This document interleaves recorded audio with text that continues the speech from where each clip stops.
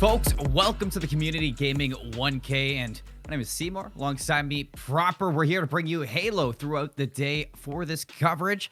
Obviously, single elimination bracket if you have checked out things on the website. If not, it's a single elimination bracket. 25 teams, top eight get a cut of the $1,000.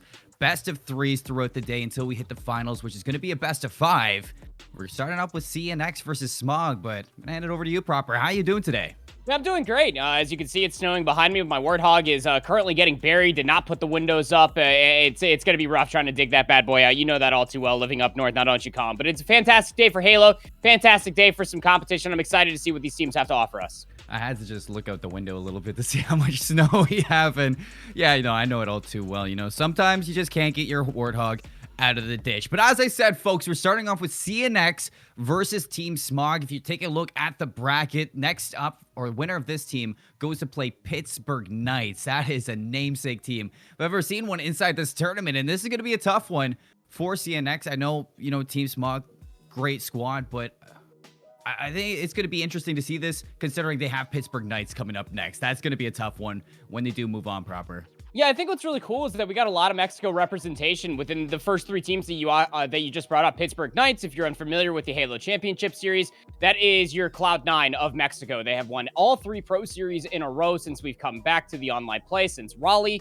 No team has really been able to beat them. Yeah, they drop maps here and there, but this is a really good time for Team Smog and CNX to be able to showcase their strengths. These are two teams in particular that have not been able to qualify for the Pro Series, a little bit of a different stature for themselves down in Mexico comparatively to North America.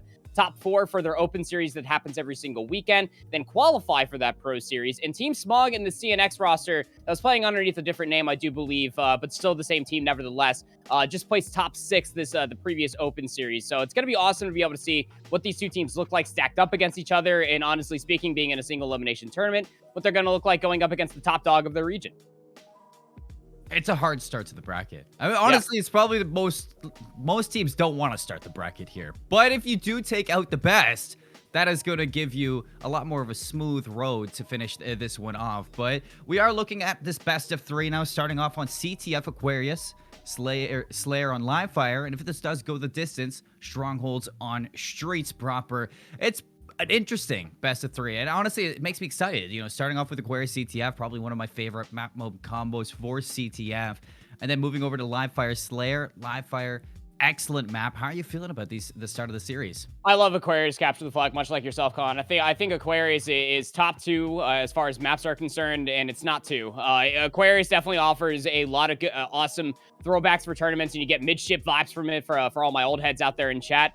To be able to really feel like each other out as far as their BR battles are concerned. Yeah, you got the sidekicks in each other's closets. You got the heat wave that spawns bottom pink. And with that being said, there's thrusters on each courtyard. So it gives you a little bit more of a vanilla-based feel for how Halo is typically going to be felt out for each other, who's going to be able to get the one up on each other, and who's going to be able to get more control over each other's utility hall. We've seen a lot of teams across all different regions from the Halo Championship Series, including this one down here in Mexico as well, that have been able to showcase their talents and abilities to constantly berate the enemy utility and always keep the enemy trapped and spawning over by the refrigerator. By then, you're going to be able to constantly just relay the flags. I want to see a team create a little bit of a snowball here, no pun intended, at the time of the year and all the snow we have on the ground outside, but it would be really cool to be able to see a team's strength and being able to dictate the pace in such a manner.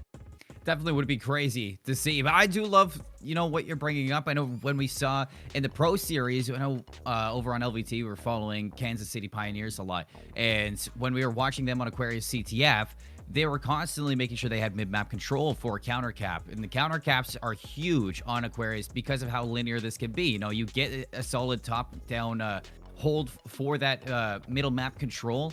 You get that flag down, sneak somebody through utility, get that flag out, and honestly, I think that's crazy. You get to see how linear this map is and how much of a contestation it can be when you do have control of that 50-yard line. So we are going to hop into things like we said. Team Smog on the left, CNX on the right. Let's hop into Aquarius.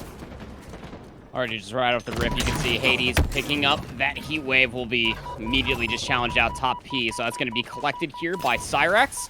This is a great position to be at. Cyrax was able to get that camel off spawn, so now CNX have a distinct advantage as far as map control is concerned. The moment, pushing P, CNX. all the way through that yellow courtyard. In behind, this is where we're going to see that. Looks like he's going to turn on it. The heat wave comes out with 2. The double kill with the beatdown as well. Cyrax, what a start now, just to limit Smog's potential of getting out. And now with this heat wave, you can put pressure on this base, and a few more down. This might be a flag pull. You just got to get your players into a situation. He is going to find Bad Karma. That's 2 down to the flag. It's going to be pulled. Yeah, I actually quite like this that's coming out from CNX. Again, what I was bringing up is that a lot of teams typically will end up trying to have a swift focus over towards the utility side, but that flagpole actually went straight down bottom center, and now it's completely over on the blue side of the map, right outside the courtyard. Will be tossed up. This should surely be a flag capture early here for CNX, barring any minor heroics that ends up coming through, and it just simply cannot. A quick 1-0 lead for CNX. You see, Impacted does get the beat down, but it's a little bit too late. Over there, CNX is going to pull that one through, and Team Smog now going to be on the defensive. We're on board with Cyrax, looking for another pull inside the Team Smog base, and the rest of Smog are going to be collapsing and puddling in through that top P2. You can see Television inside Hydro is going to be there. Dynamo Nades are not going to be on target. In fact, Television is going to stop that flag for the meantime. You are looking at CNX still collapsing on this, still a fight as it's Gorilla Loco to take down 2. Now keep this flag alive, but he just can't get it through that 50-yard line. Love that little toss. Just ended up going in car 1 real quick. Hades is going to eat a grenade to the face, but this will be a return very, very quickly. On the opposite side, though, you can see CNX's flag actually will get collected very quickly. So now Hades utilizing a little bit of this slide momentum, trying to get it into bottom P2, but that's as far as they're going to be able to get it. It's going to be very, really tough for CNX to be able to get back coverage of this map, but luckily enough, they already had one player, it's Gorilla Loco, in fine position to be able to get that return. You saw the overextension come through. They get the flag outside of the base. The Team Smog now looking to rally this one as their team is shutting things down on the respawns. Excellent play from Cyrax to get that flag stopped. The overextension pays off, and it's a 2-0 lead right now for CNX. Gorilla Loco locking things down up top. P2 is going to respect the fight on Bad Karma, and I love this. Waiting for the reinforcements to come in. Look at Cyrax's positioning. CNX are dominating Smog's base. Yeah, I mean, CNX, more in particular, Gorilla Loco, this guy on our screen right, has just been dominating altogether. He's 10-4 right now with just a single assist. Our teammate of Cyrax, we saw early what they were able to do with that heat wave is sitting up at 8-3 as we swap perspectives over to Aqua. Very egregious long-range shot with the heat wave, but we'll be able to lock down the kill. Play with the thruster for the double kill with the beatdown as well. Has 2 more up top, but won't be able to get closer towards that yellow courtyard to make that flag move even further. Couple heroics, a hop, skip, and a jump, and you're still going now if you're Smog. Only down by 2, 8 minutes and 30 seconds left. Plenty of time to pull things back into your favor as on board with Impacted. Pushing up top, P2. 2 kills the other way is going to trade things even. Flags out of the base right now. Smog, Hades pulling this right down utility to utility. And this might be the rally that they needed. I'm not seeing anybody in a perfect place to stop this out. In fact, Impacted is going to find Cyrax. A little bit of a fumble. Has to go back and collect things. But it's Smog to put their first flag on the board. You can still see you have ample time within this Aquarius capture the flag to be able to amount this comeback. Now you're just down by 1. So Smog just looking to clean out the rest of their base. Big BR 1v1 in the back yellow flag. It's going to be Bad Karma. It's going to be able to clean things up. But to your point, as far as map positioning is concerned, Smog losing a couple of lives are going to have to battle back out from their courtyard. It's CNX that are on the opposite side of P. And with that, gonna not exactly have the superior positioning. And Smog are going to start collecting up on all these kills to be able to get past mid-map. Hades to finish up onto Aqua. Cyrax tag down. Smog. Another flag starting to get pulled for a Loco. Big 1v1 here, and he's going to pull it out too. Knocking down 2 Smog players. Might have just saved CNX here. You look at Aqua now off spawn, overextending into the space. We've seen CNX do this again, and he is going to ultimately set up a stalemate, pull things back into utility, and no contestation at all from Team Smog. Too focused on getting that flag into their own base now. They're going to have to go to the slaying factor just to get things back. Look at this grenades into utility. Expecting Impacted to be there. Comes away with the kill. And now CNX, they have things in a comfortable stalemate. You look at the other side. Bad Karma trying to finesse things out with the heat wave.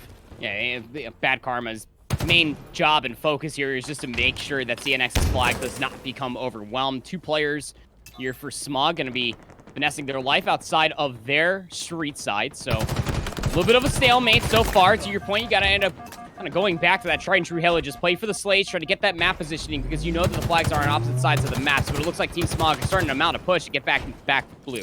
You have to be careful here because if CNX hit this return, it is going to be a 2-flag lead. At the other side, it is the means to a tie game. The beatdown, Cyrax is going to pull that through. It's Gorilla Loco to keep that flag. Or no, sorry, on the other end, it's Smog fighting for their life. Gorilla Loco comfortable in his own base.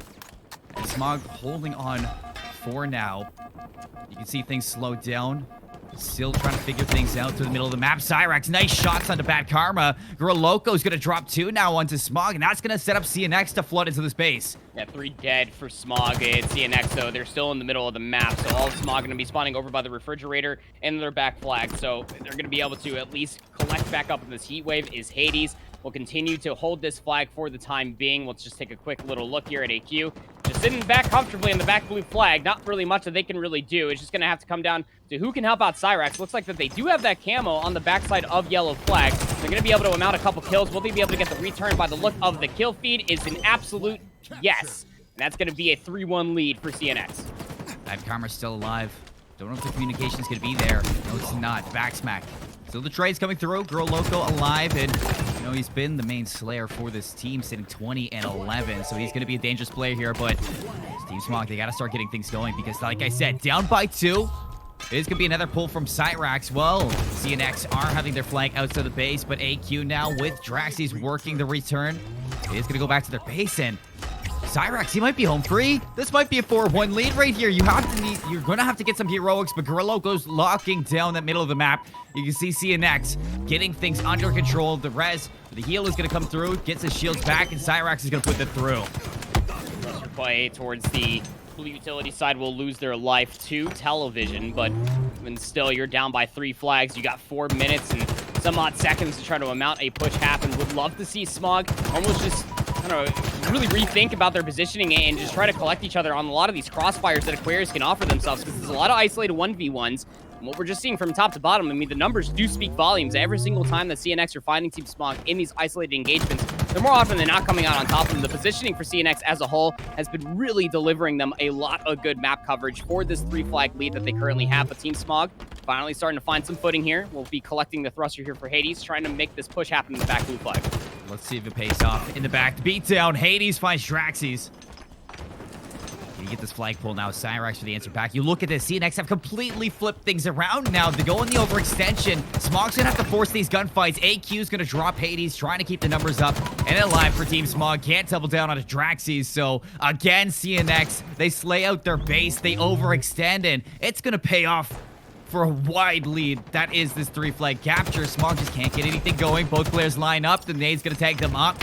Players collapsing as well. Hades is going to find Gorilla, but they fly on in, and Cyrax shuts him down. Yeah, Gorilla Loco putting on their best Pistola impression, just being so annoying and so difficult to be able to kill. And to your point there, it's going to be Draxys that is just sitting comfortably on the backside of their flagpole and going to be able to collect on those 2 kills. Team Smog, again, struggling to be able to find themselves in the numbers advantage, and by turn of that, struggling to be able to get a lot of that coverage to the middle of the map. We're down to 3 minutes, Colin, and Team Smog still down by 3 flags.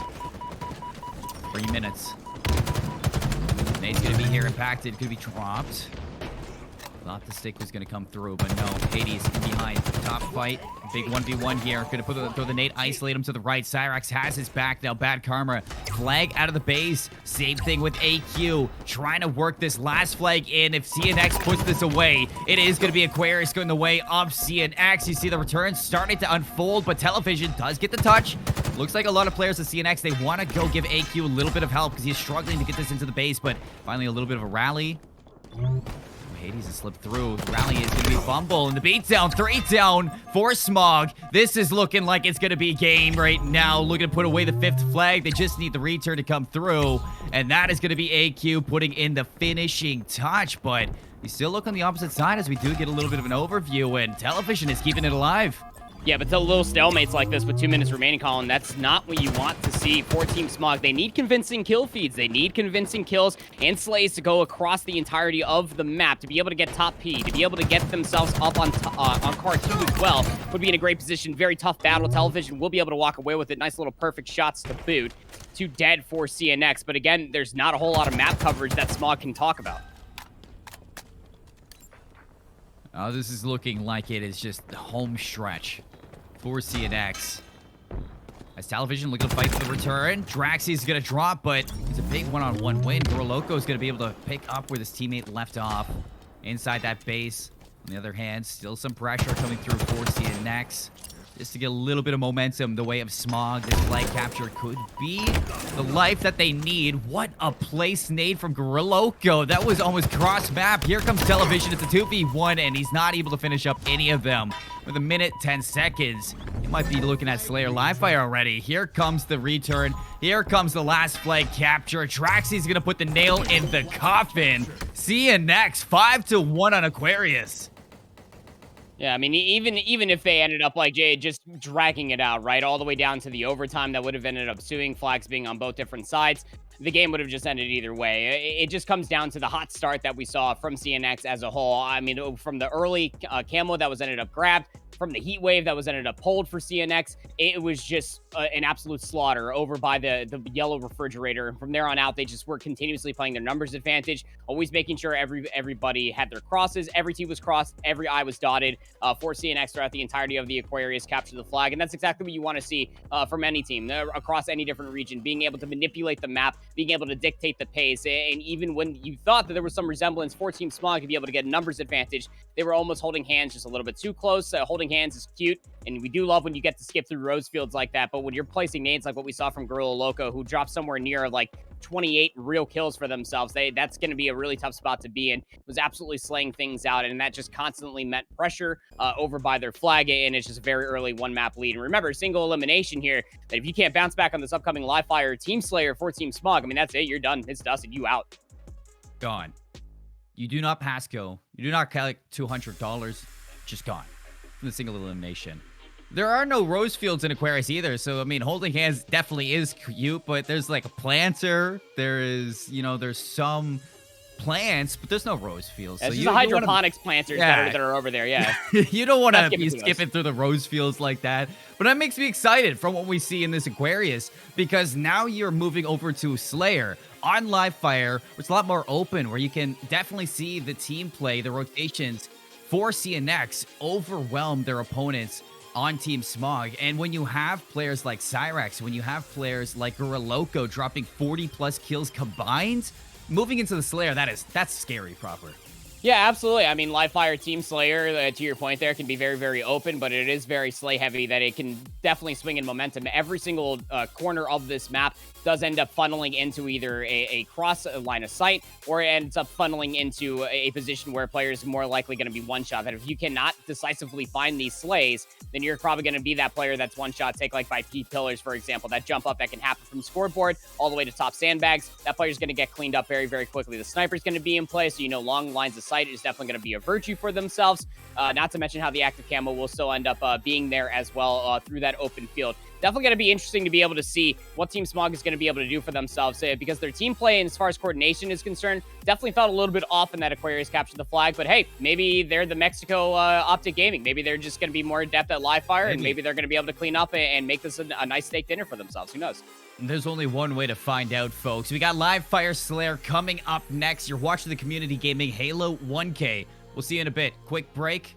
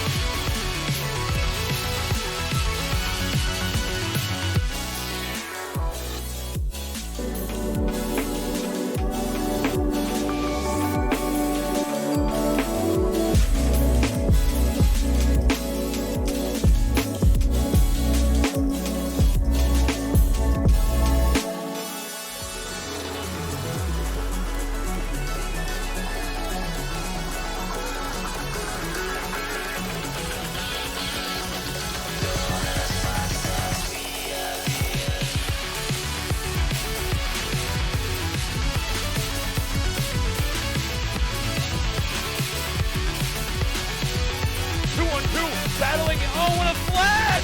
Oh,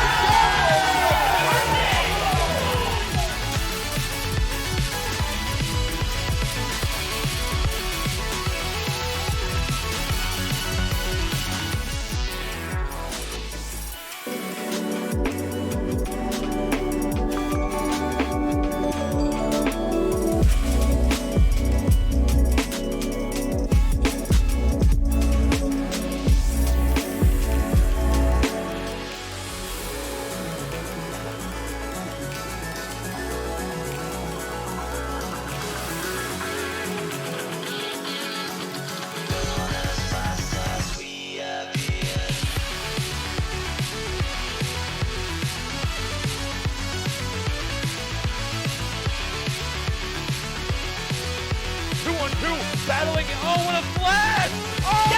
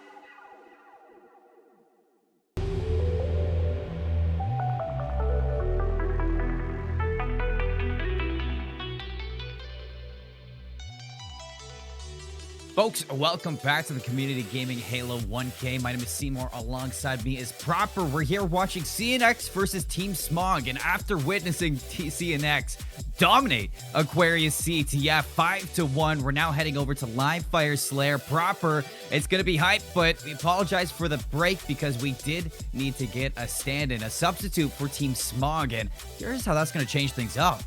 Yeah, Television is out. Dark is coming in due to a little bit of a PC issue that Television is currently having. Don't think that they're playing on a CRT, but regardless of the matter, they were definitely having some frame issues. So definitely want to be able to have this team have any sort of, I guess, competitive integrity. And definitely thank you for CNX for allowing us to at least hold on before we get to this Live Fire Slayer. But I mean, honestly, just framing that up, it's literally just that. It's Slayer. And as long as Dark can come in and being able to fulfill that slaying role that we know that Television can and has done through the previous Mexico Open Series, getting them at least top 16 placings so far, then they should be in a decent spot. But they almost need anything to be able to stop the slaying power that we got to see out from Gorilla Loco and Cyrax within that Aquarius capture the flag.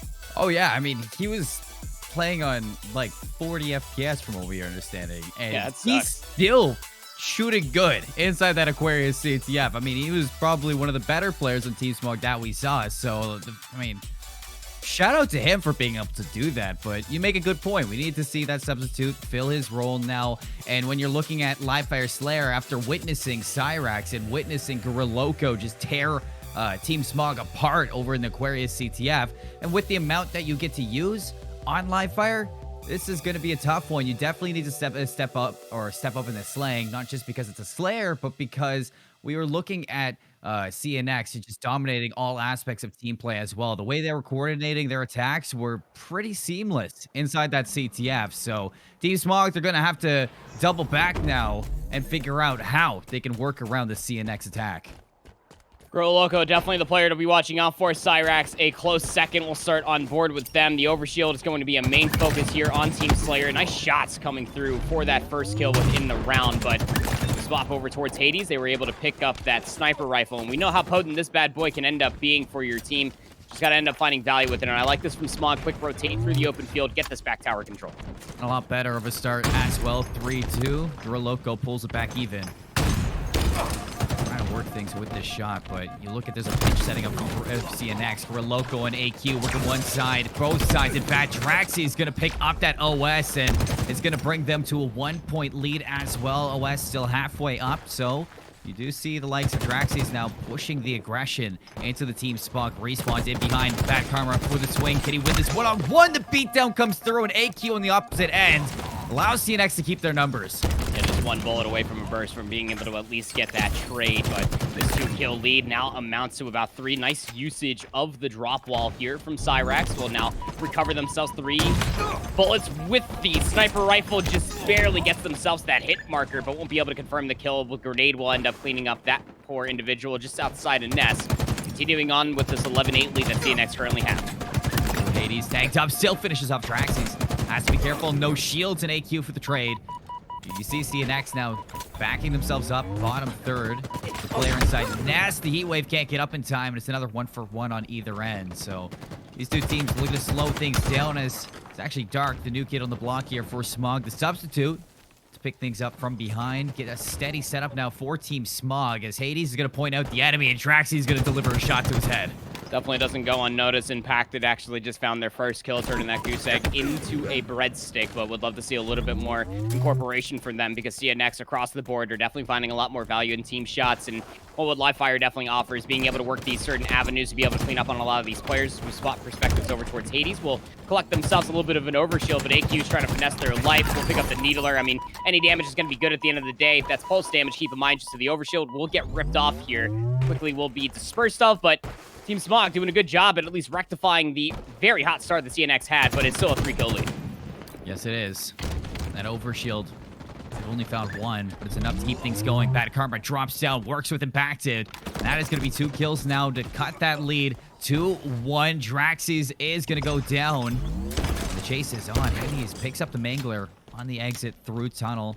You can see Smog working their way now through garage. There's a couple players on CNX looking for the exit, but here comes the collapse. Out of Smog, they find one. Impacted, doubles down. Gorilla Loco trying to finesse his life now in pillars. What a collapse from Smog. We got an even game. Yep, Big 3 dead in a row for Smog, starting to heat things up. Impacted does have that heat wave. Team shots will come through for Hades to clean up Cyrax. Definitely feeling the hot hand though, but definitely needs some shields. Oh, hey, how's it going? Player just locked down there in the basement. Says it's my turn to play the game. I'll end up at least being traded out at the end of the day. Still remaining within 1. Trades will continue to be good as soon as we start even passing by this halfway margin, but something's got to give. Somebody's got to end up taking a lead. Eagle team halfway to Karma victory. lifts that lead to 2. Heat wave in hand for Loco. Is able to find one to beat down in a second. Does get that heat wave shot as well. Hades is there for the trade, but the damage has been done. And look at CNX just maintaining pressure on these Smog players. Off respawn, you see AQ has recovered this sniper rifle. Repulsor as well, so plenty of utility in the hands of him. And I like this angle. See the wide swing through this, trying to find some damage. And he's actually going to find Hades. Allow this collapse now from CNX to unfold. Has the top down, whips out the BR, the old reliable, but you know, the Smog actually deals with that pretty trustfully. They work their way back in. Overshield's gonna get burned. AQ, how do you get that away from him now? Snaps over to Hades and puts the best usage of that overshield in the hands of Smog. A nice use of drop slides here from AQ just to completely break the cameras of 2 different Smog players, and that came through earlier with a handful of grenades being able to buy themselves the space to even completely expunge that entire overshield field. So now CNX starting to work themselves back in towards this game. We'll end up cleaning things up there onto Bad Karma. That's 2, 3 in a row for CNX. They had that 1 kill lead again. AQ, big 1v1, Cyrax to the rescue. I like this slow, paceful. You see that the call out from Cyrax was there. AQ drops a nade, flushes that player back into his teammate, and now CNX with these numbers, they're just playing the numbers game to a T. Goroloco takes the wide swing, finds 2 early shots into impacted. Cyrax to finish it off. Now Dark, the last one alive inside that tunnel. Looking to keep his life alive. Well, Smog come off respawn. Still, though, the numbers gaining a 4-point lead now for CNX, and it's just growing ever so quickly. Yeah, they really starting to do a good job at isolating these kills. A little bit of a pancake action coming through onto Bad Karma against that nest wall. Will end up being traded out, though, but trades are going to continuously be good for CNX so long as they continue to hold this 5-kill lead.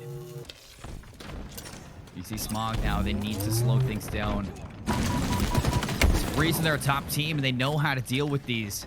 So Dark now getting to flex his experience on this squad.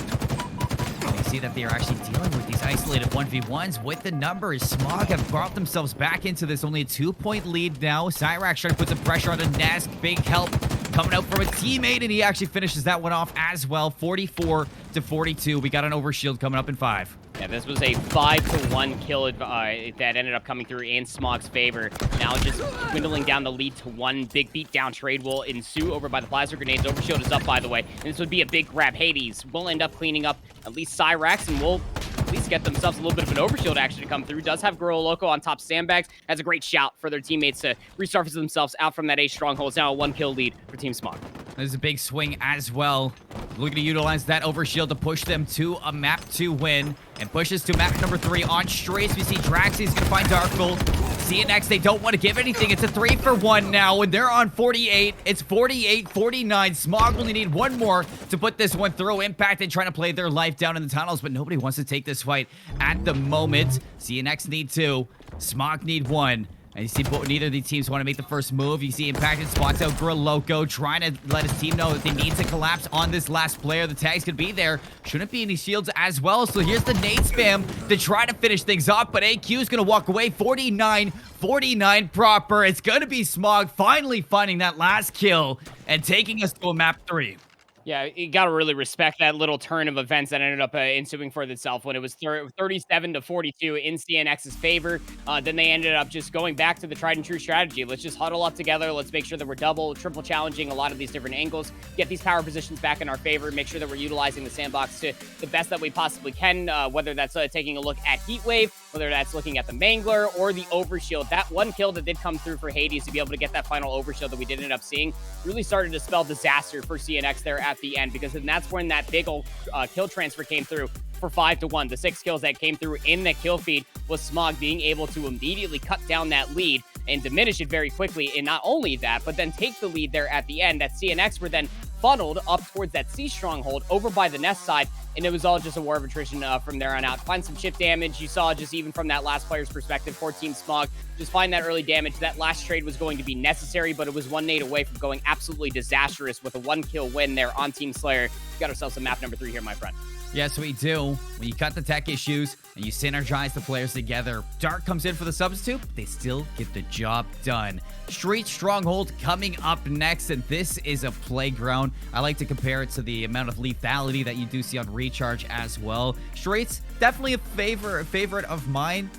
Just in maps in total here, in Infinite. And why is that? It's because the Rockets, the Bulldog, you have so many toys to play with proper.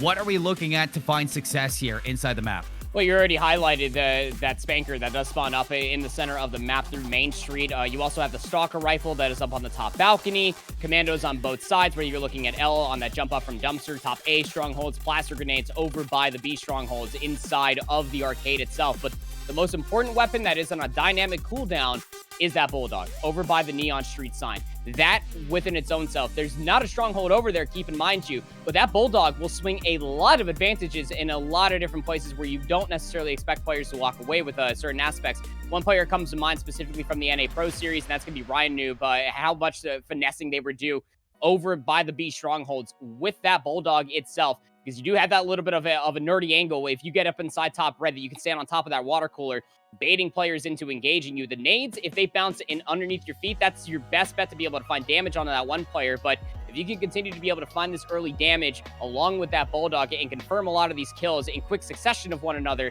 well, that's going to be amounting you in a lot of map coverage. And soon after, I can only imagine that triple capture that we all know and love. And even the drop wall, we saw Smog utilizing that drop wall back on Live Fire. Definitely could come into fruition as well inside Streets. But for anybody who just tuning in, this is CNX versus Team Smog. Round number 1. Winner goes to play Pittsburgh Knights, the Titans over in Mexico. And this is going to just be a tough level up into round number 2. So you want to bring out everything you have here. Aquarius CTF, it was 5-1 over to CNX. Then we move over to Live Fire. You get rid of the tech issues for Team Smog, and they find a 1-point victory inside that Live Fire Slayer. And that's going to bring us now. Streets Stronghold, eyes on the Spanker. Let's see this roll out. Starting off on this side of the map. For Team Smog, you're going to be witnessing an immediate push. Cyrax actually gets that Bulldog, which is quite surprising indeed. I mean, normally it's, you know, the Eagle team spawning over by the A strongholds that gets that immediate look at for that Bulldog itself having the drop shield, but quick 3-for-1 trade will mean that the 41 Spanker will be in the hands for Hades, actually favoring towards the BR in that specific engagement, and I love that call, just really holding on to these 2 rockets to make sure that they can find the utmost value with them. And you want to make sure you use them at the right moments. And look at that 3 go down. This might be the moment that you need it. Spanker's going to come out, finds one, can't get the second down. It is going to be a flip at B. CNX start collecting some time. 22-4 right off the bat. Still a rocket inside the Spanker. And the fact that AQ is able to pick that up now, you have to be careful for your approach here. If you are Smog, you might as well be a player down. The Rocket's going to be let loose. Cyrax is going to follow up onto Hades. That's going to be player down. Now look at this overextension from AQ, trying to get in behind these players. Goes up into tires, and this is where things are going to get a little bit mixy. AQ lands the stick on a bad karma. You see Gorilla Loco floods in to find Dark. It's going to be a full 4 down now for CNX to just keep that time going. Players are weak though, so they're not going to end up pushing all the way to the backside of A, just making sure that they're keeping their head on the swivel. There's actually one spawn that did come through on that purple street side that's going to be for Dark, who's going to end up popping on that C stronghold. Nice little challenge coming through, and I really respect this call coming out from CNX. They want to be able to hold on towards the CB stronghold setup. They did not push all the way over towards A. Gorilla Loco's looking at it from tires, but they're not actually flooding into it. They're just holding the space for now, trying to keep Team Smog in a spawn trap. If you're Smog, you had a really good go at that last Spanker. Coming up in a few seconds, so you might want to use that to pull things back. You do see the Sentinel being microwaving, cooking things up. His Gorilla Loco is going to double down onto Impacted as well before the trade comes through. It's going to be the Spanker's going to come very shortly, and Smog should be able to pick this one up from their map control at the moment, but you do see AQ, big one-on-one victory to allow them back into it. Hades trying to work his magic with that Spanker onto Cyrax, all the way to the backline. Pulls things around, misses the first one, does get the second one off, and that is huge that Hades was able to make that happen. It's big for two different reasons, right? That you were able to at least get out the speaker, and another reason why that you were able to at least utilize that last rocket. But I believe that we might end up having a little bit of an observer issue. Okay, well, no, we're back. We're back. Everything's We're back. good. I mean, Yeah. it's fuzzy as wait, wait, everything's coming on a little bit all mixy like, but. All right. Well, we're gonna come back to us just real Okay. quick as we try to figure out what ended up happening there. I honestly thought it was my internet with Me the too. issues that I've been having the past couple of days, and honestly, with you and all that snow up top, who honestly knows? But we're back into things here. CNX still holding on to this lead. Smog still struggling to get themselves back on the board ever since that opening engagement for themselves.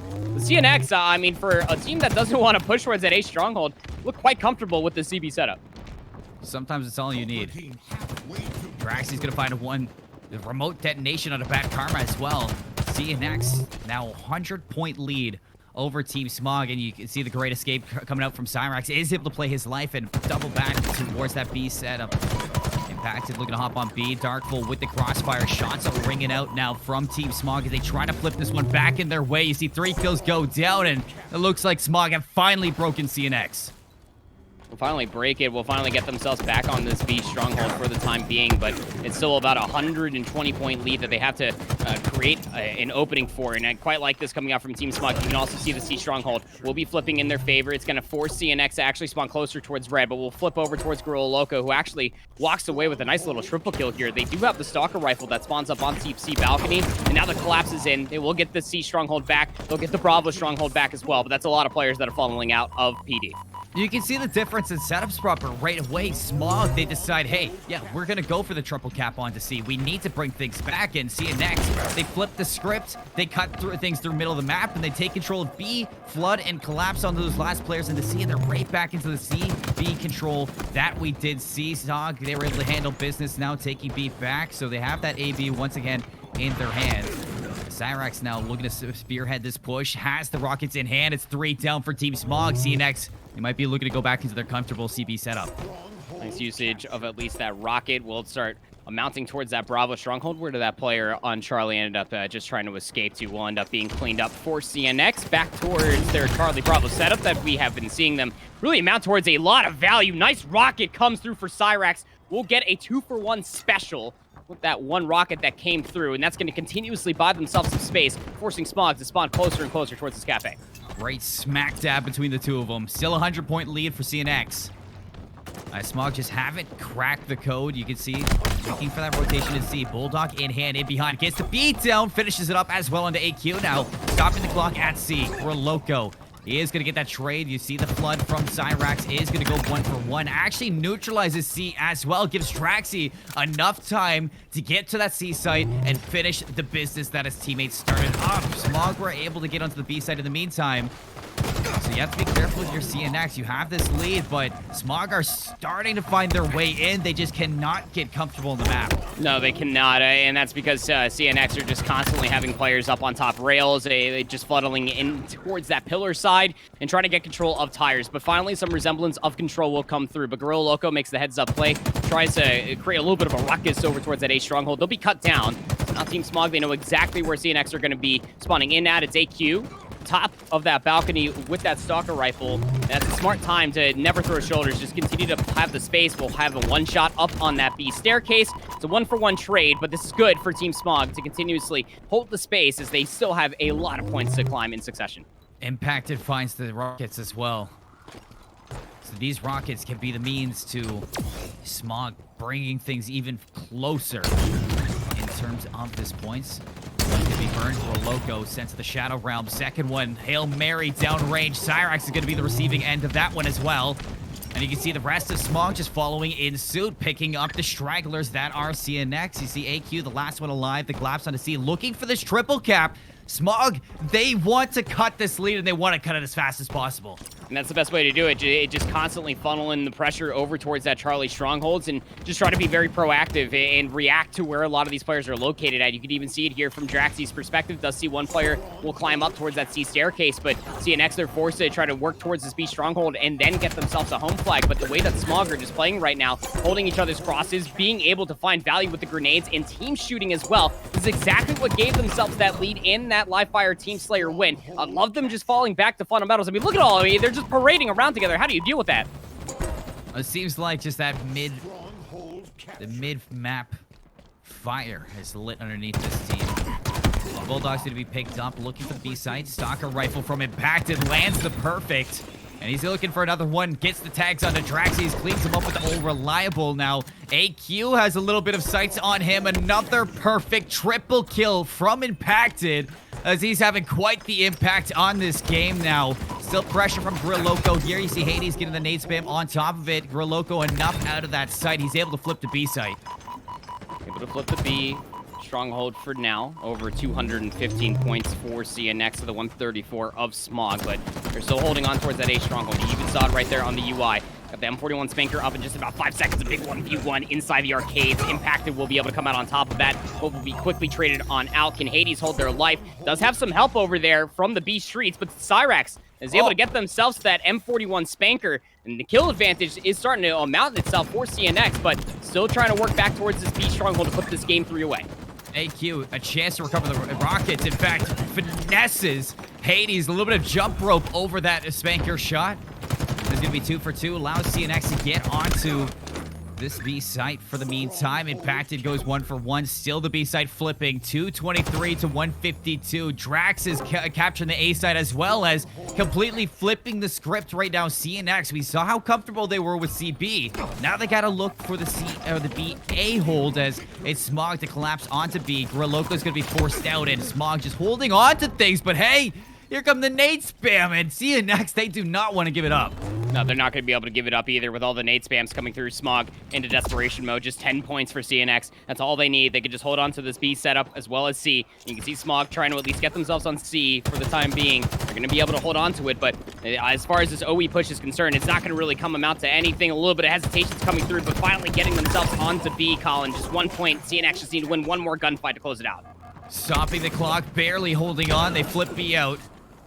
CNX, how are they going to recover now? They only need 1 point to move on to play Pittsburgh Knights. C site is looking a bit flipped, but so is A, as Smog are rotating in turn. Now they got to get back to the B site, because here comes CNX for the push up driveway. Cyrax leading the charge. You see AQ looking to pinch things out. Has the Stalker rifle in hand. Impacted, finds the beatdown, keeping things alive. Cyrax is going to be taken care of as well.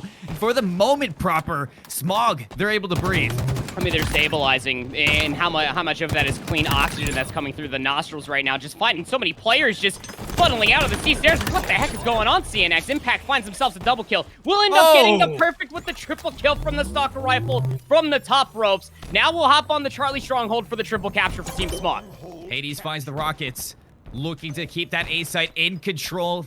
Works the BR, finds Grilloco. There's the rockets going to come out. 1 used to take down Draxes over at A. Cyrax still flipping things out as the A site's now going to go into the hands of CRX. 209 to 249. A comeback like this would be inescapable or unmeasurable to the likes of Team Smog here. But like you say, it's clean oxygen, but how much of it is in fact Smog that CNX just cannot get through at the moment? B-side's gonna be there. Impacted, big one-on-one here to capture the A-side. You see the respect from Draxes. And the A-side is just gonna go to the way to Team Smog. C-side is now where you're looking at CNX to spawn at is they're making the comeback happen.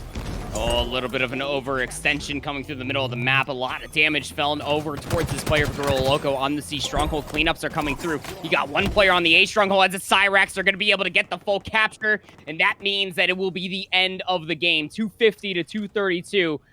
But wow, what a crazy effort coming out from Smog to be able to make that little bit of a comeback ended up happening for themselves. And I really got to say that CNX at that point, we've seen a lot of teams falter to that one little point that they end up needing. The desperation turns into a 7th or an 8th gear for Team Smog to be able to get themselves in a push for themselves, to be able to get so many different power weapons, to get so many different power positions, doubling on up, tripling on up with their friends to be able to overwhelm the numbers for CNX. It just was a little bit too late. What a game 3. We take a look at the stats for that in. I mean, Smog, there's a reason why they're one of the top teams. It's because they have that resilience. And that's what the substitute, Dark, as well. He comes in and he fits in like a glove. Just as nice as ever. 250 to 232. as that lead that CNX got right at the start, it was just too much for Team Smog to be able to pull things back into the end of it. And I mean, hats off to Team Smog for making that happen. But CNX now, they got to go up against the Titans and Pittsburgh Knights. Yeah, I really wish we got the opportunity to be able to look at some damage numbers in the kills because, I mean, Hades was that player that was able to turn into like that 8th year. They went somewhere near like 28 and 24 there at the end off of a very close to double, almost triple negative start for themselves. But let's go ahead and highlight the team that ended up winning it out. I mean, CNX, yeah, they got pushed back. They lost that Slayer. The Aquarius captured the flag, was strong. Can't really say too much of it if television was playing at a certain disadvantage at 40 FPS. It's a disadvantage, let's be honest with you. If you've never played competitive gaming or just played at home and you're playing at 40 FPS for an FPS game, then yeah, you're definitely at a disadvantage. But even still, the slays were there, the teamwork was there, the chemistry surely was there. A lot of overextensions were coming out from this team that did actually not play in that Open Series number 3, have not actually played in the Pro Series. But to your point, now they got to go up against the top dog of Mexico. Pittsburgh Knights have won 3 Pro Series in a row. And honestly speaking, I love what I've seen out of CNX so far. Hope that they do compete in the Open Series that's happening this weekend. But what a great test to see how strong they truly are in the single elimination bracket going up against the number 1 team of Mexico. Folks, that's only round 1 here in the Community Gaming Halo 1K. We're going to head to a break, and when we come back, it's going to be a continuation of the bracket. You don't want to miss it. We'll see you there.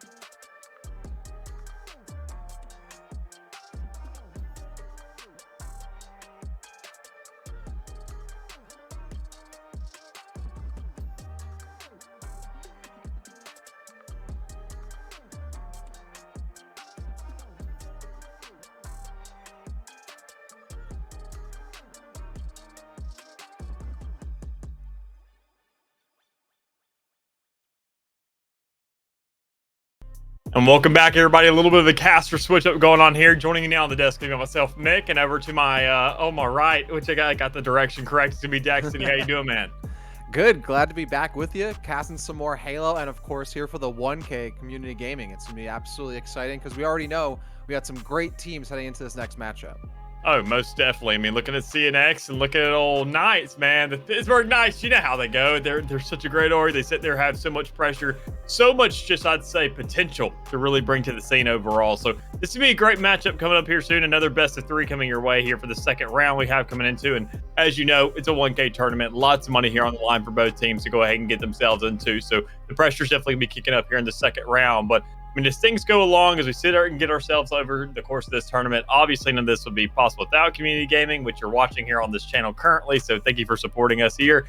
But I mean, overall, just looking at the map set and looking at everything going, I mean, you kind of being a breakdown, you being a big Halo guy, I'd love to hear your kind of breakdown and what you are expecting to see to some extent out of these next 3 and even what they are.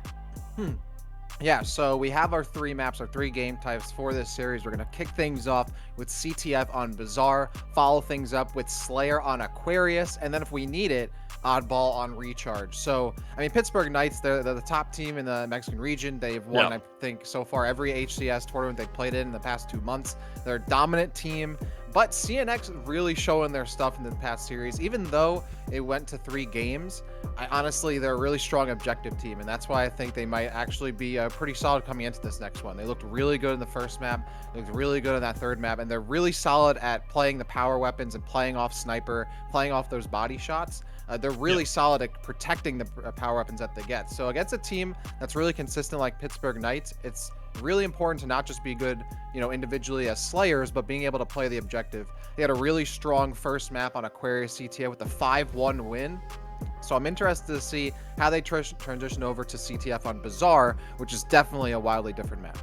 Yeah, most definitely. And even then, we saw the one map that really CNX kind of gave up was the one there on the Slayer and Live Fire. And I want to say that's a very small map. So honestly, there's not really too much leeway for you to go ahead and maneuver around without kind of being seen, or really some way to make some sneaky plays to get yourself to objective. So honestly, I think they just kind of got sniffed out when it came around to that Live Fire. And even then, it was an extremely close game at that. Yeah. So, I mean, it wasn't really too much of a problem for them. They just were lacking here, you know, kill or 2 there towards the end. So it's not too big of a deal. But as you said, Pittsburgh Knights being absolute slayers, just being an extremely well orchestrated team. And I mean, that may be a big problem for CNX, but even then, we've seen them go to that map 3. They had themselves a little bit of a warm up for the day. So, I mean, everything looking good for them so far. But as you said, those objectives on CTF and then Bazaar, especially knowing it's an overshield, knowing you have yourself some rockets, knowing the pressure you have to put across the map with it, and it being so open with that mid control, there's a lot to consider here when trying to get yourself a push, and especially a capture. Absolutely. And you have even ulterior tools as well. You have the Bulldog available. You have the Grapple available, which we've seen in matches like C9 versus Optic can be a crucial bit of equipment to have at your disposal, especially if you're capping the flag here on this map. So there's a lot of ways to make yourself useful on Bazaar, aside from just outright slaying. But it's, you know, it's easier said than done. Bazaar is one of those maps where you can take a high ground position and cover almost the entirety of the map from Upper Bridge. So it's one of those maps you have to really be able to trade, play off of your teammates, and not let the other team get away easily with those power pickups.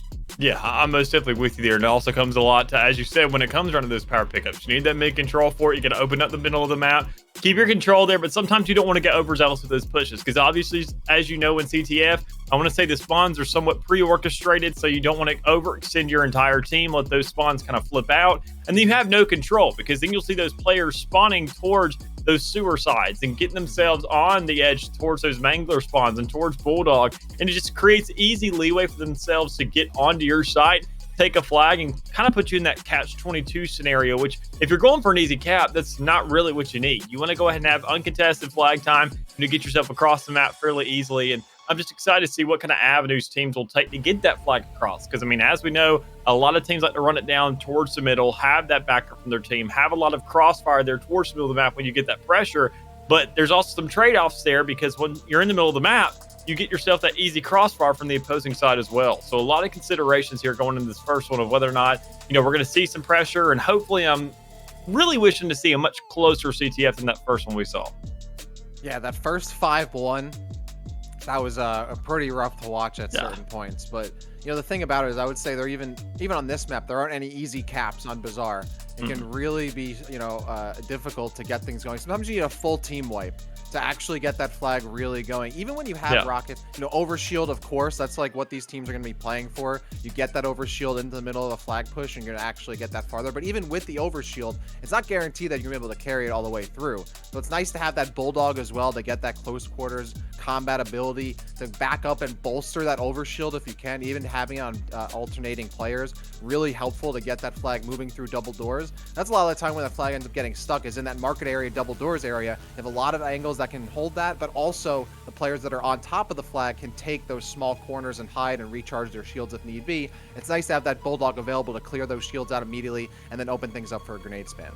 Yeah, and even then, one thing you mentioned earlier, that grapple. I feel like that's one of the strongest pickups in the entirety of this map to go ahead. Not only you can swing yourself over bridge through those arches right there towards a flag site and get yourself an easy rotation or an easy pressure onto a site, or you can go ahead. What I like to do personally in my ranked games is go ahead, rush that grapple because it's really slept on. Everybody's going for the, the rockets or for the overshield. But with the grapple, you can also get those pickups with it. So you find yourself rushing for that, even if a team may even goes over to that edge towards the overshield, goes ahead and has a little bit of a fight and just stalls for a little bit, you can find yourself picking up both the power drops with that grapple alone, as long as you just have a little bit of leeway to go ahead and play off. So, I mean, there's a lot of contention there, a lot of variety, a lot of skill disparity that can really be shown off here. But I think it's going to be a lot closer than we really expect, especially with both these teams as we go up further into the ladder. Things are going to get tighter and tighter as we go along.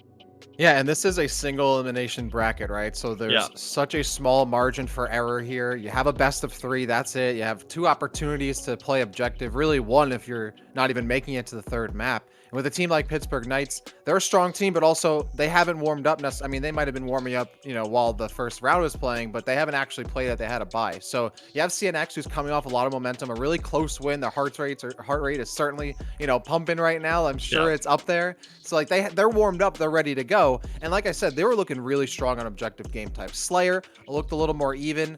I would say that Smog, a team just individually, is able to play really well on Slayer. They don't have to worry about the objectives. They're just the only objective they're worrying about is like taking Sniper on live fire over to tower. And once they were able to do that, they were able to keep things close. But on like Bazaar, there's so many different objectives you have to take care of. Plus, you have to be slaying. So when all that kind of stacks up, you really kind of show what kind of team you are against a stronger team like Pittsburgh Knights.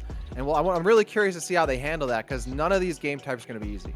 Yeah, I'm most definitely with you, especially with the follow-up. I mean, I'm not going to overextend our boundaries here and then move on along the entirety of the map set, but I feel like from going from Bazaar and CTF, moving to an Aquarius Slayer, those are 2 completely different dynamics. So if you're out of your comfort zone here, you're not really used to those close quarter maps. I mean, as either one of those teams, they should be in an arena shooter. I mean, they should go ahead and make sure to get their good start right here on CTF. Find themselves where Bazaar is, I wouldn't say extremely open by any means, but most definitely kind of really large to be dealing with depending on the area you find yourself in, which majority is going to be the middle of that map where it is wide open. So I mean, all things considered, there, Aquarius can be such a different switch up. You're going to find yourself at so many roundabouts, so many close quarters combat, so many narrow halls to be dealing with, a lot of kind of crossfire, even worse crossfire scenarios in Bazaar. While that's wide open, it's easy for you to see who's coming at you, and you can really engage that fight or disengage that fight fairly easily, knowing where you can dip out to. But in Aquarius, you just never know when you turn a corner because you're losing a fight to get that regen,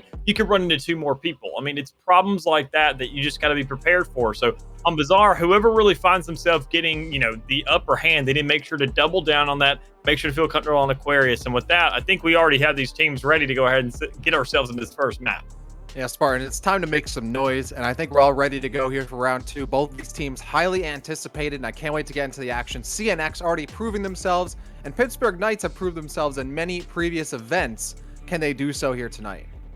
I don't know. We'll have to find out here shortly because we had a little bit, and we will apologize for the delay a little bit. We were waiting on these teams to kind of get in touch with us here. They were all in lobby, but we didn't want to start things up and see that nobody was really playing. So that obviously be a problem to some extent. We want to make sure to have all that ready, but we're just going to get ourselves wrapped up here for a little bit. And as you said, I mean, when it comes around to CTF, it all just starts here. We got to sit there, make sure to settle down. And even then, I'm hoping to see a lot more plays during those shafts if we can, because we don't see all too much influence around there. We see ourselves kind of just rushing right there down to the bottom with that Bulldog. but we never really see anybody drop down. We never see anybody get a crossfire towards there. We never see anybody really playing for those ratty selections of kind of the play style. And honestly, I would like to see it to some extent. I felt a lot of it and seen a lot of it when it came around to the introduction of attrition here this past week. But in terms of like regular gunplay and ranked, where you don't have that mini map, you don't see people manipulating that too much. Yeah, it can really be a no man's land in the middle of the map. I mean, it's, you know, open, so you have a ton of angles that can cover it, but you still have a lot of this geometry in the middle of the map where grenades can easily be ricocheted. If you get those dynamo grenades, I mean, it's going to be wild. And of course, you also have like the library position, a really solid pivot position that you can transition from spawn and cover your teammates as they try to cross over to the other side of the map. And you bring up that grapple too. That's a tool that can really, you know, it's double-edged because you can do a lot with it, but also it might push you to overextend at times. Get away from your teammates and maybe get a bit too close. When you start dealing with that bulldog, it can be something you don't want to be facing up as you climb up onto bridge or get through those double doors, and all of a sudden the welcome mat's right there for you. And it's gonna be interesting because then you have Aquarius, which that's a map it's hard to peek at times, right? Like you peek and all of a sudden your shields are down almost immediately. So you really do have to think about your pushes. You don't want to stagger in, and that's a big thing for this map as well. You don't want to be seeing teams running in individually, try, you know, 2 teammates, 3 teammates are dead. All right, let me try and push and get another kill. It's so much better to just reset and wait, but you have to try to find that balance. Do you reset? Do you wait too much? Or do you try to at least keep some pressure on those important parts of the map, those key points of interest, and try to allow your team to get back in before the other team starts to pick up grapple or rockets or overshield or any of those things, even grenades. I mean, you see how many of these maps where players are walking around with 4 grenades at their disposal. In a lot of these situations, you can just spam and spam and spam and keep a team at bay until the rest of your teammates come in. So that kind of resource management is so important for these individual players.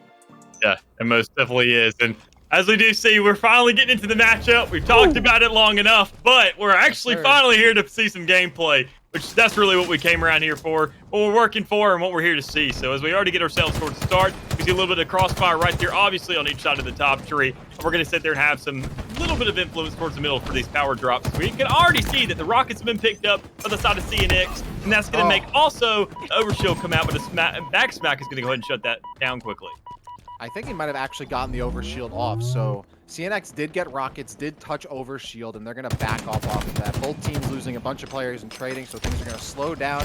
Atso in between a rock and a hard place here, but Drax is going to back up, likely sensing that reinforcements are coming in while Idra picks up another kill, going to be boosting out of the way to try to keep alive. It's going to be Gorilla Loco here. And Drax is going to pull that flag to at least get it off the base and see if someone else can move it forward. Yeah, and I'm not really sure how I feel about this play, honestly. I mean, Drax, sure, it's great to get yourself a lot of advantage towards the map and get yourself some pressure, but you got to look for your teammates, Chief, because everybody else is still back there playing defense, and the rest of the team got wiped there towards their spawn. So, I mean, unless you get a pretty good setup here, a pretty good cross here in the middle of the map that we were talking about earlier, you're not really going to have too much to play with. And honestly, the return is coming through, but you got to find yourself fighting for the middle of the map. And it looks like we're going to be in a catch-22 scenario as each team rushed a flag fairly quickly. Yeah, this is a base trade scenario for all my StarCraft 2 fans out there. And also another weapon we hadn't really talked too much about before this, so that was the Mangler, right? Another, you know, a key weapon that teams are going to be trying to pick up whenever they can. Some teams looking to have it off these maps entirely. Cyric's going to get grenaded out here by iDrift, and then Uchiha's going to finish things off with another grenade. They'll be able to top that flag and just keep it alive for the time being, as both teams, now they're going to be playing this kind of 3v3 game to see who's going to drop the flag first. Most definitely, you're going to have somebody allocated to the back. Make sure that flag's going to be reset constantly, time in and time out, to make sure you still have it on your side of the field. It all comes down to whoever can get that sneaky little peek, find themselves getting onto the flag, get themselves onto the objective, and get that free reset. But that's going to be pretty hard to do unless you're the likes of CNX, actually really doing a good job holding out so far, get themselves onto the site. But just last second on that reset. Pretty close game so far, even with the Mangler getting pressured up on him. That looks like it could be a pick and a capture even as well for the likes of the Knights here. Yeah, tapping buttons, able to get in and get aggressive thanks to that Mangler. Flag gets sent back, and the flag on the other side gets captured, so the Knights will take that first point on the board. And again, comes down to that Mangler, allows you to get aggressive. The grenades are thrown in, the other players were tenderized. You run in, clean them up with the Mangler, and set that cap and flag back. Even though I kind of like what CNX is doing, like with holding themselves a little bit, playing towards their spawn, not getting over antsy just yet because there's not really any power drops available, so they're not getting too far ahead of themselves. Only issue is you're giving a lot of that control over to the side of the Knights. You can already see right now as Gambino went ahead and picked up those dynamo grenades, that Uzer mask I mean, those do a little bit too much damage if you ask me, especially with the way they melt those shields. So you see all the influence, rockets being picked up by them. You see the old dynamo grenades now, just so much influence from them that they had themselves a lot of control across the map at this point. Oh, goes down, and there's still a rocket alive there. And a lot of that was done by iDrift, who had picked up the Bulldog. Now on their third Bulldog kill off screen. Gambino gonna get that flag moving. The rocket misses, and Goroloco is gonna drop the Uchiha. That flag's gonna continue to move forward. This might be a second cap here for the Knights. This one looking a lot easier to get done. Another BR kill. iDrift is 11-3 right now, absolutely popping off, and the Knights get a second flag cap. A very quick one at that, too. I mean, that was a pretty quick follow-up to their first one. You didn't have the counter pressure there on the other side of the field. And so you just have straight frags going for the side of the Knights right now. I mean, you can even see right there at the bottom, Tapping able to go ahead and win out that fight against the old Bulldog, give himself the advantage with that Mangler in hand. I mean, so much pressure across the map. You can already see him pushing the flag once again, knowing they win these fights. And you can already see with 2 of the CNX players down, they have themselves free reign across the map. I'm pretty sure they're getting over antsy saying we win these fights anyways. But as they do go ahead and get fragged out, it's going to be some extent to where they get reset on the map now. But they still have plenty of mid-control to be working with. So I'm sure they're not really too stressed about it just yet. No, you can definitely tell the Knights are feeling super confident, not at all worried about their pushes, and a lot of that's coming from the fact that they're mostly controlling all these pickups. iDrift with another double kill. Their BR is fantastic. They are 15-5 right now in this lobby. But I mean, you can tell just by looking at the kill feed, the Knights have had control of the Bulldog, the Mangler, the Rockets. They've had almost every power up if you want to get there. Oh, the Brute Grenade gets rid of the overshield just as the push comes through, allowing the trade to happen. That is massive. Uchiha on the other side of this wall. Another Brute Grenade pressure. Goroloco will clean it up with the BR, but the Knights right now are absolutely on fire as they're looking to see if they can reset here. iDrift for another push goes down eventually, but CNX, they are looking to get on the board for the first time, and at this point has to happen as that flag gets reset.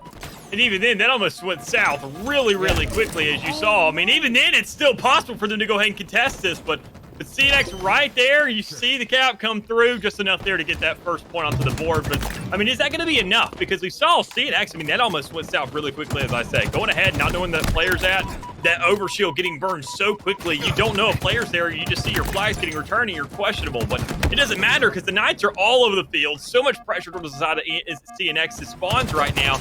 I mean, you can see, old Gambino is looking for that frag, sitting at now at, 10-7. I mean, a pretty good lineup for the man, but is it going to be enough? Because as you see, a little bit over antsy, as I said, pressuring too much. That's when those spawns get rotated out. You get an easy little pick off right there, a little bit of a post off, and you give yourself so much advantage for the other side as CNX is looking to return this as well. Knights doing an absolutely fantastic job of trading off one another. You rarely see them getting away without a team fire. If someone goes down, that player that killed him is immediately put down as well. And here's another pickup. iDrift again picks up the Rockets. I mean, I don't think CNX has had rocket control this entire map, and it's going to be crucial to denying that flag run as iDrift with an easy kill on Drax and looking for a second one. Oh, a little late there, but we'll get the trade. That doesn't mean that the flag's going to stop, though, as it continues through Bulldog. Now up the stairs, and using the booster to try to get themselves away is not going to be enough as Gambino gets the kill from behind. Now CNX with one player down, all of Knights back up on the board, and they're going to be putting pressure on this flag to make sure it doesn't get capped. You can even see the player up there towards the bar. You have players there towards the spawn. You have players around there at the Mangler. I mean, there's so much pressure across the map, but you have both flags on the opposing sides all spawn. So, I mean, that's another one of these 3v3 scenarios where a teammate has to push out, a teammate has to stay behind as well to keep that flag, contested to some extent, to leave it on the other side of the field. It all comes down to who can get that pressure first. And we saw Knights with a pretty good, 3 clear. They went ahead, got 3 of the team off from the side of CNX. Had themselves some pretty good momentum, but I feel like they just got over antsy, got themselves a little bit too low, not playing the trades out perfectly for them to go ahead and actually get that flag down, keep it safe, and get the return as well. But that's what they're looking for right now. Yeah, there's definitely a little bit of an overzealous nature there by the Knights, getting a little too chewing off or biting off a bit more than they could chew here. You can see Gambino again, a very aggressive posture to put some shots on. Nice calls there to get Goroloco down, but then gets back smacked and shot from behind. So they're traded 3-3. And there's a difference here between, Aquarius CTF and then CTF and Bazaar. When you're in these 3v3 situations, because of how much is in the way on the bases, that fourth player who's trying to hold the flag can't really contribute too much without leaving the flag behind. And Aquarius just kind of leave it and still shoot across the map, no big deal. So in this scenario, it's really important to try to see what you can do to make that fourth player usable, have some kind of utility aside from just holding onto the flag. Otherwise, yeah, you get these kind of 3v3 stalemate situations. And which honestly, the best place you have to really work with for that is to move your flag over towards that assault rifle spawning your side of the field. Go ahead, get it close. You can shoot through that top tree window. Find yourself a little bit of leeway. Only problem is you see these players pushing the manglers so often, just steady, and every single time it's available, they want to go for that power pickup because it's essentially like a power weapon with how good it is. And I mean, that's a pretty easy crossfire there. You find yourself a lot of pressure. You can go ahead and get some shots off. And if you do have that theoretical second teammate towards Barb, per se, you can find an easy kill. But it all comes down to right here. You see the dynamo grenades coming out from old Gambino, looking for that frag, looking to get the pressure down. Maybe he could get the pick onto Aqua and then go ahead and move on the flag. But he's got 2 other players surrounding him, and he's not really too aware of it. But it may be coming around because you can already see the return still coming through, but it's not going to be enough because the respawns are just a little bit too close. And still, Gambino is really dictating the pace of this game right now because CNX, despite getting 2 kills in the Knights, had to continue to cycle back towards their base to keep the flag alive because Gambino is getting kill after kill. And now that flag is going to get pulled yet again to make sure that things are not capped. It did get reset, but you can see Drax is once again pulling things back towards mid. And Knights really wants to try to get that reset as soon as they can, but they have lost 2 players, both teams now 2-2, and that flag is almost in no man's land here outside the base as CNX now going to try to push out a little bit here with Goro Loco, who's going to get control of that Rockets just in time, almost dies, gets away with their life and the Rockets, but Uchiha will put down Aku in the meantime. Cyrax also hits the floor, so that Rocket control here is going to have to wait a little bit. Even if CNX gets these kills, at the very least, they're going to make sure that Knights isn't going to pick up the Rockets, but they're not going to be able to play too much off of this. They really need to wait for the team to reset, and now they're going to put some more pressure on. Oh, they missed the Rocket shot! iDrift almost makes it happen, but tapping buttons with the sweep cleans up both players. A 3rd kill, and just nullifying any kind of momentum that CNX had at the moment. Oh my goodness, and there's the 4th there to go ahead and follow through. I mean, a perfect to go ahead and double down on that, and you get overshield. I mean, if Knights are looking for an opportunity to push it all, this is your moment right here. Sure, you only have 2 players down, but you're consistently winning these fights. You have yourself a power drop to be working with. You just have to win that fight with your teammate, and you can't find the shots. But maybe with the rest of the team there, if Uchiha can win this out, especially looking that he's going up against Drax. I mean, you see the double down. You see the players scattered along the maps. You see CNX all over their spawn trying to survive, but it's just not enough. That was messy as hell towards Tree, but somehow Knights coming out on top. And now look at the clock here. We're at 1 minute and 20 seconds. There CNX does not have a lot of time to work with. The Knights, all they have to do is just play some solid defense. They don't have to overextend, but sometimes the best defense is a good offense. They're going to make it harder for CNX to even get the flag capped by having that flag pulled. As long as the Knights can get that flag halfway across the map, they might even cap this here. It's going to make it impossible for CNX to truly get an offensive push here as AQ just alive and by themselves. Goro Loco and Cyrax going to come back, but this flag is already moving across the map here. It is going to be another flag pull from CNX as well, but again, time is against them. They're now down to less than 50 seconds. They got to get this flag moving, and they have to reset their own. Oh, they most definitely do. And even in the meantime, they're not really too worried about that, I'm sure. Knights had themselves the upper hand. I mean, the way they fragged out so far, if they found that flag just a tiny bit quicker, they go ahead and get themselves the lead. But they grab it anyways because of how much pressure they had across the map.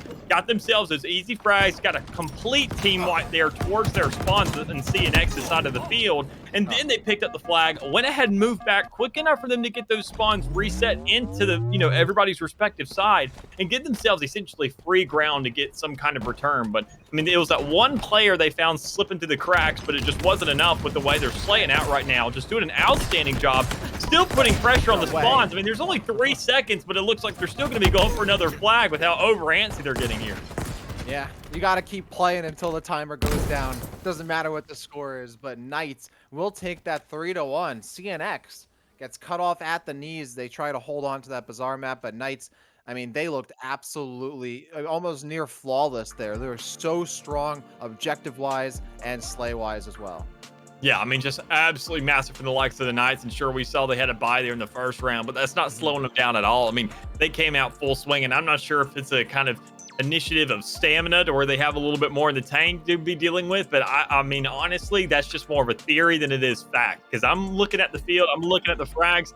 I mean, the fact is they are looking amazing right now as it stands. I mean, the way they were just slaying out, it wasn't just the objective department with the way they were resetting spawns, the way they had control of the field, the control of all the power pickups. Instead, it was just over dominance in every fight. I mean, a lot of 1v1s they were winning. They had themselves a lot of pressure towards the middle of the map, really just rushing down, even towards double doors, which is usually pretty taboo for the likes of a player on the opposing side to say, you know what, I'm going to go right down the middle and just kind of walk through their front door and then hang up my hat on their rack. You don't typically do that, but you saw Nice making themselves at home, really having no real competition there in the middle of the map at all.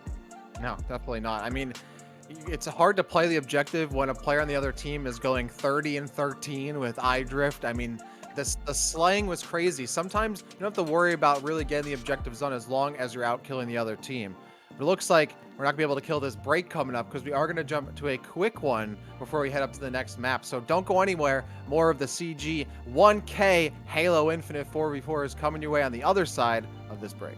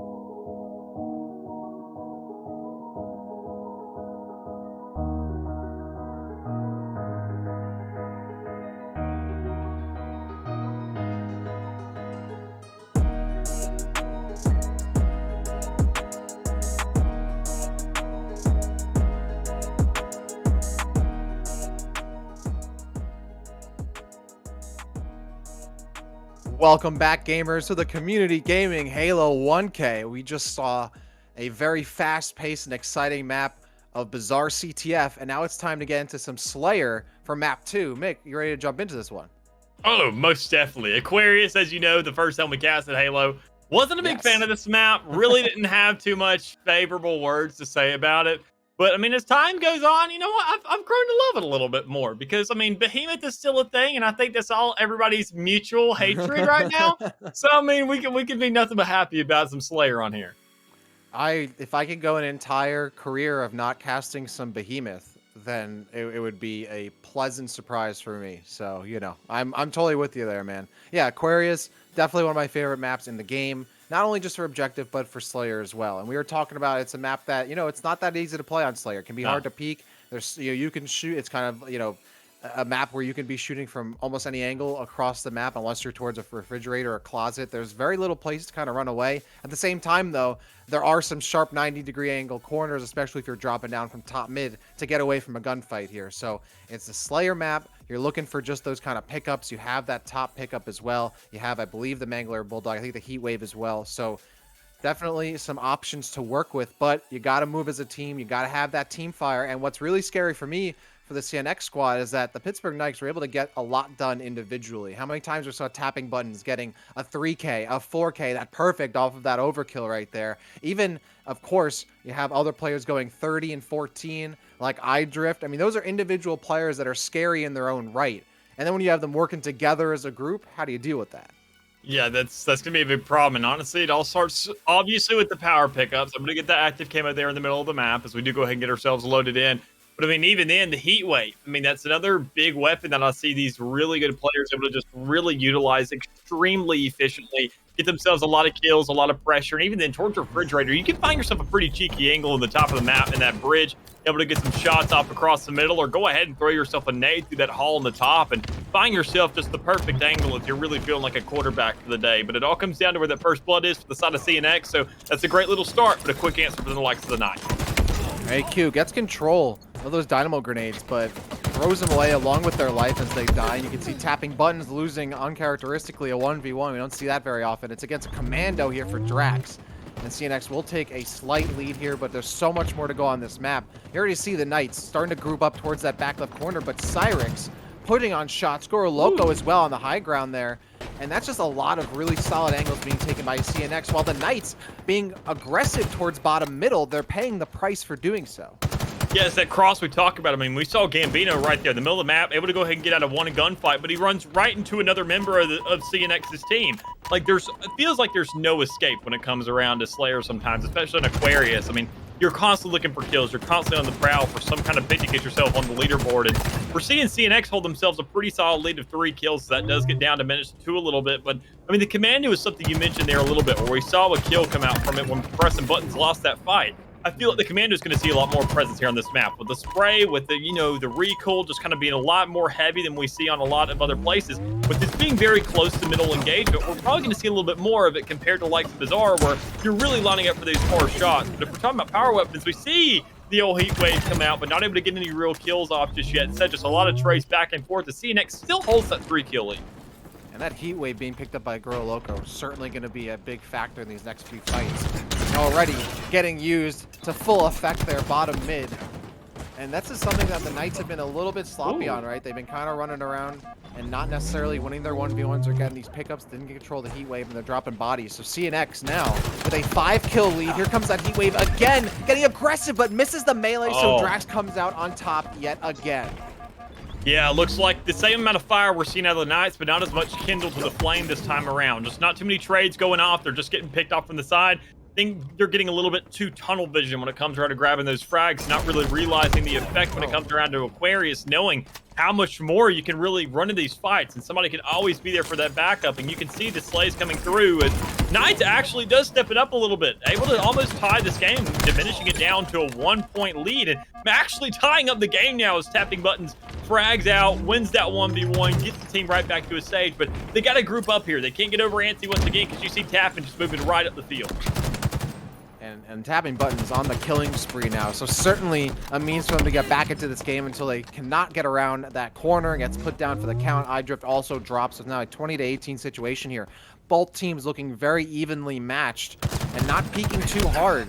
But these 1v1s are constantly popping off either side of the map. And both teams not necessarily having an edge there. You can see CNX winning here and there, Knights winning here and there. The team fire is really what's been crucial for a lot of these kills.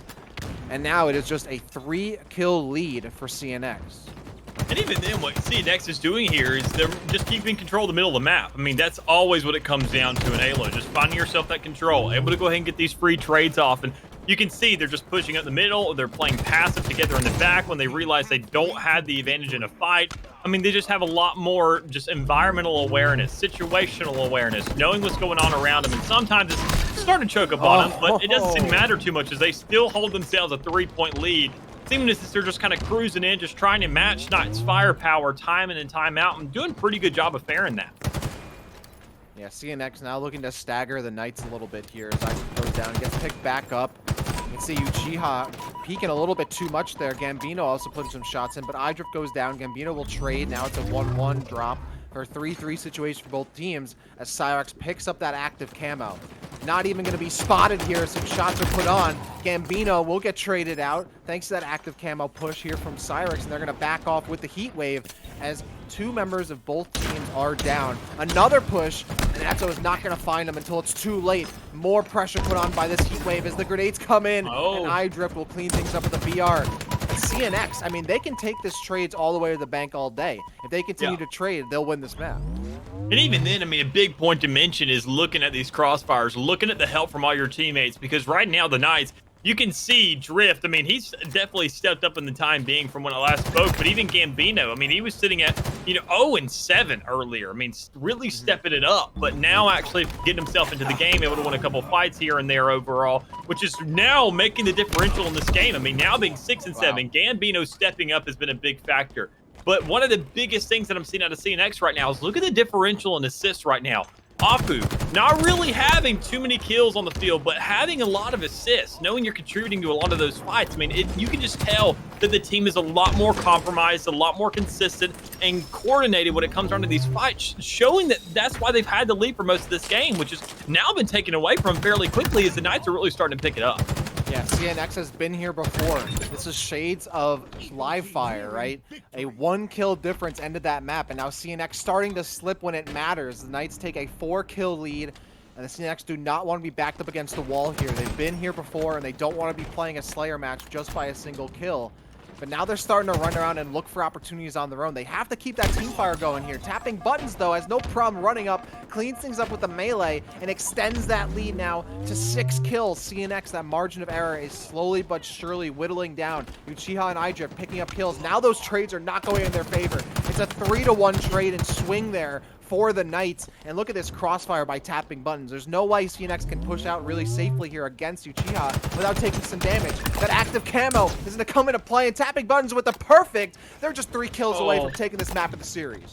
And as you said, they're a perfect nade as well from the likes of Drift to go ahead and pick off that kill. I mean, there's so much here working for the side of the Knights, and as you said, it's right when it matters. You're sitting at such a good lead for the majority of the game, but now it slips so quickly out of your fingers, and we see the Knights take it away, not only for the game and for the map, but after such a great start there on that capture the flag for Bazaar, they have a quick follow through to go ahead and end out this series in a 2-0 fashion.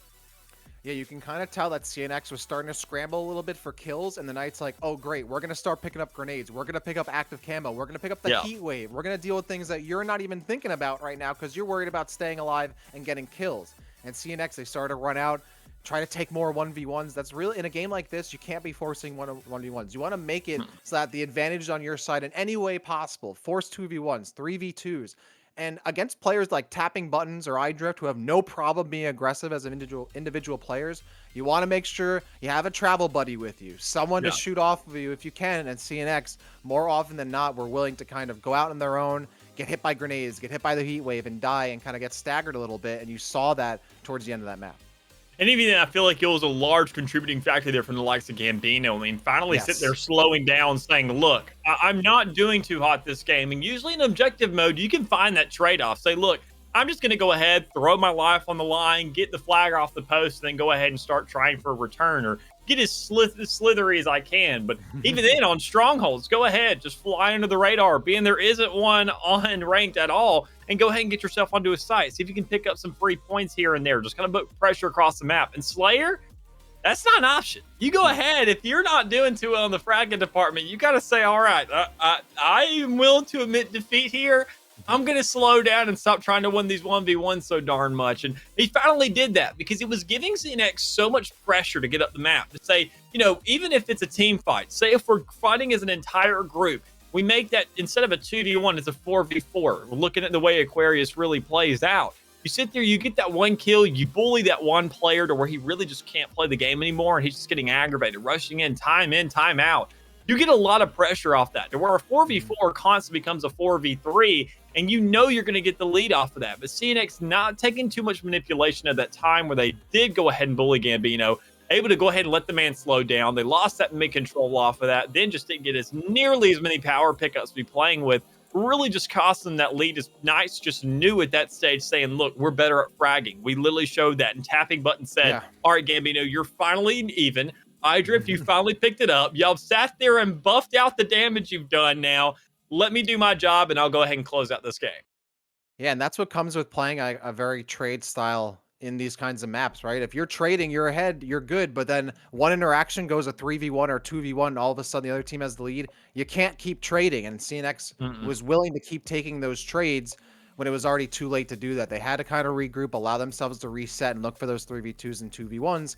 But at the same time, like I said, they weren't able to balance like getting that active camo pickup. It was so important for like tapping buttons to recognize, hey, players gonna be pushing up top. They're going to be putting pressure on Uchiha on the other side of the map. Let me start putting some shots on, grab that active camo, get it perfect, and continue to push. And you can see why this team is so successful overall. They're not only firing all cylinders as a team, but as individual players, they're really on top. Yeah, most definitely. But speaking of those other rounds and speaking of those upcoming matches, we do have another caster switch up coming in here soon. Sir. And I'm sure we're going to see the Knights probably whenever we come back around for the fourth round. I'm sure looking at the way they're playing. Yeah, obviously, a part two. Definitely getting a trilogy going on here to some extent, maybe. But all things said and done, we are going to go ahead and throw it to a quick break. You're going to go ahead and be joined by Seymour and Proper once again. And before we go ahead and get ourselves a little break coming in, but we'll catch you here in a little bit. We'll catch you here for the third round.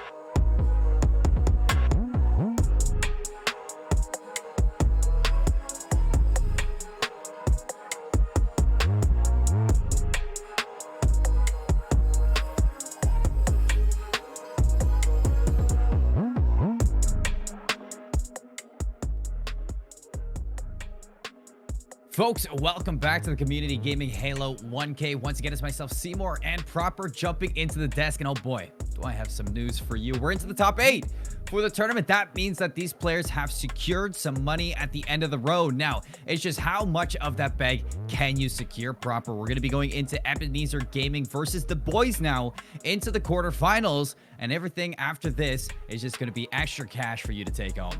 Yeah, important mention here, of course, this is not the boys or aka the lads. If you were a fan of EU Halo Championship Series during the Pro Series, have been on quite of a run. This is just a team name of the boys that are going to be representing a lot of individuals that are on the up-and-coming stature to be able to prove that they have what it takes to be able to take down individuals, but specifically in this tournament alone, is anybody going to be able to take down Pittsburgh Knights? Well, maybe it's one of these teams here. We got to see him a little bit last game, and it was probably as decisive as you would have expected to see the Pittsburgh Knights come swinging. There's a reason they're on top, for sure. But to talk about this series, what we have Stronghold Live Fire to open things up. Slayer Bazaar is confirmed for map number 2, and if this goes the distance, it is going to be Oddball Streets to finish things off. And just for a reminder for people just tuning in, we are running best of 3s throughout the whole bracket until the grand finals, which will be a best of 5s. You gotta wait till we get that extra distance of Halo towards those grand finals, Robert. But how do you feel about these map sets? Because this is a pretty interesting triple set of maps. Yeah, I'm a big fan of Live Fire Strongholds. I wasn't necessarily like the biggest fan of it on launch for Halo Infinite a couple months ago, but it's really starting to grow on me. Not to mention how the sandbox is definitely pandering to a lot of individual strengths. You got the Heat Wave down bottom center. You do end up having the Sniper up in top center. The Mangler spawns just outside of sandbags, and then you have that power up field that is going to be ever so the focus. Of course, no Stronghold is on the open field side of the map, but the most important thing is how teams are rotating off of one another. You're probably not going to see instances like with that Street Strongholds that we saw between Team Smog and CNX for our round 1 match, where you're going to be able to set yourself up for like a CB or an AB setup. Live Fire is very notorious for always calling out for a lot of different rotations. One player can push up all the way into Sneaky, and then you're going to end up spawning the team spawning inside of the Garage Commando. One player can push all the way up to Nest. You're going to force that team to start spawning in over towards Scoreboard. You have to be very quick and decisive with where your team is positioned at, and you have to be keeping your head on a swivel, trying to at least read where these spawns are coming in at. And especially even at the B side, when it does come through, there's plenty to utilize just to keep on the defensive. The spike grenades, the repulsor. You got to use the whole sandbox to the full potential if you want to walk out on top. As just a reminder, yes, this is top 8. Players have secured money, but it's only $50 to whoever drops out right now. In a $1,000 tournament, I know you want a little bit more, so let's hop over to the Live Fire Stronghold for this map number 1. Ebenezer Gaming on the left, the boys on the right. It does look like we are going to be hopping in with Danny the Pro from the boys to start off.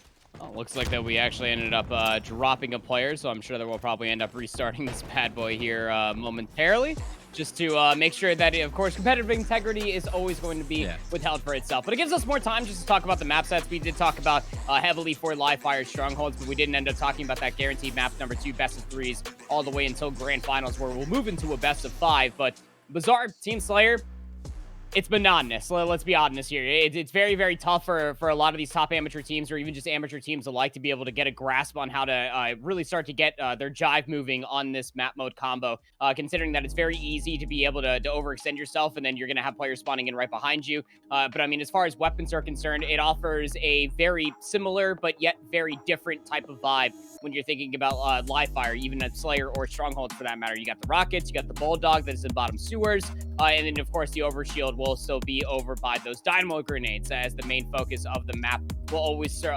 continue to circulate around the bottom center of the map, around those fruit stands area.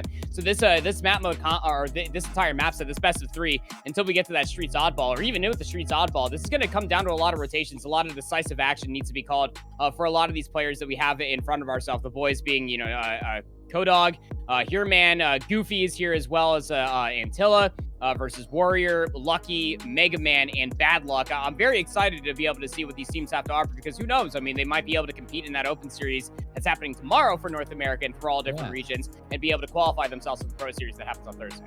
And I mean, I like how you're talking about how one-sided, or how hard it can be to maneuver around Bazaar once you do get out of deficit in Slayer as well. I mean, you look at the CTFs when it comes to Slayer. how often do we see 5 capture CTFs? How often do we see 3 capture CTFs on Bazaar proper? Not very often, and you don't want to be the team going in a deficit in a Bazaar Slayer because things can snowball out of hands for sure. And then it brings us to that oddball streets. If these teams do get to push this all the way to the distance, if it goes 1-1, I think this is going to be an interesting one because Oddball Streets does provide a lot. I mean, it does take away from the fact that back on Strongholds, we did see that CB setup, towards Tram. I know a lot of teams these days, they like to hold that oddball top Tram. We saw it in the Pro Series. We saw it in the Open Series over in NA.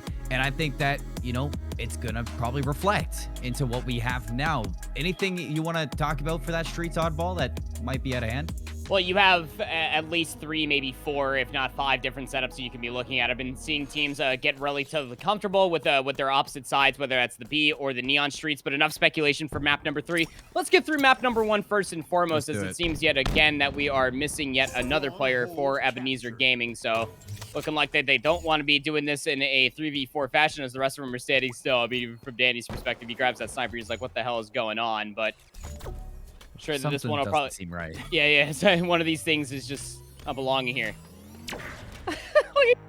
Miriam walks in on the absolute fiesta that's going on inside of the A Strong. He's like, what are you guys doing? Yeah, what are you guys doing in here? You guys know we're playing a best of 3 here, right? I mean, he recognizes there's only 3 players inside the lobby. So yeah, competitive integrity aside, looks like that we will not be continuing on with that. No, we're not. In fact, we are going to be heading to a break while we figure out things for this Ebenezer Gaming. And when we come back, we will get into this live fire stronghold. So stay tuned for some more Halo Community Gaming 1K.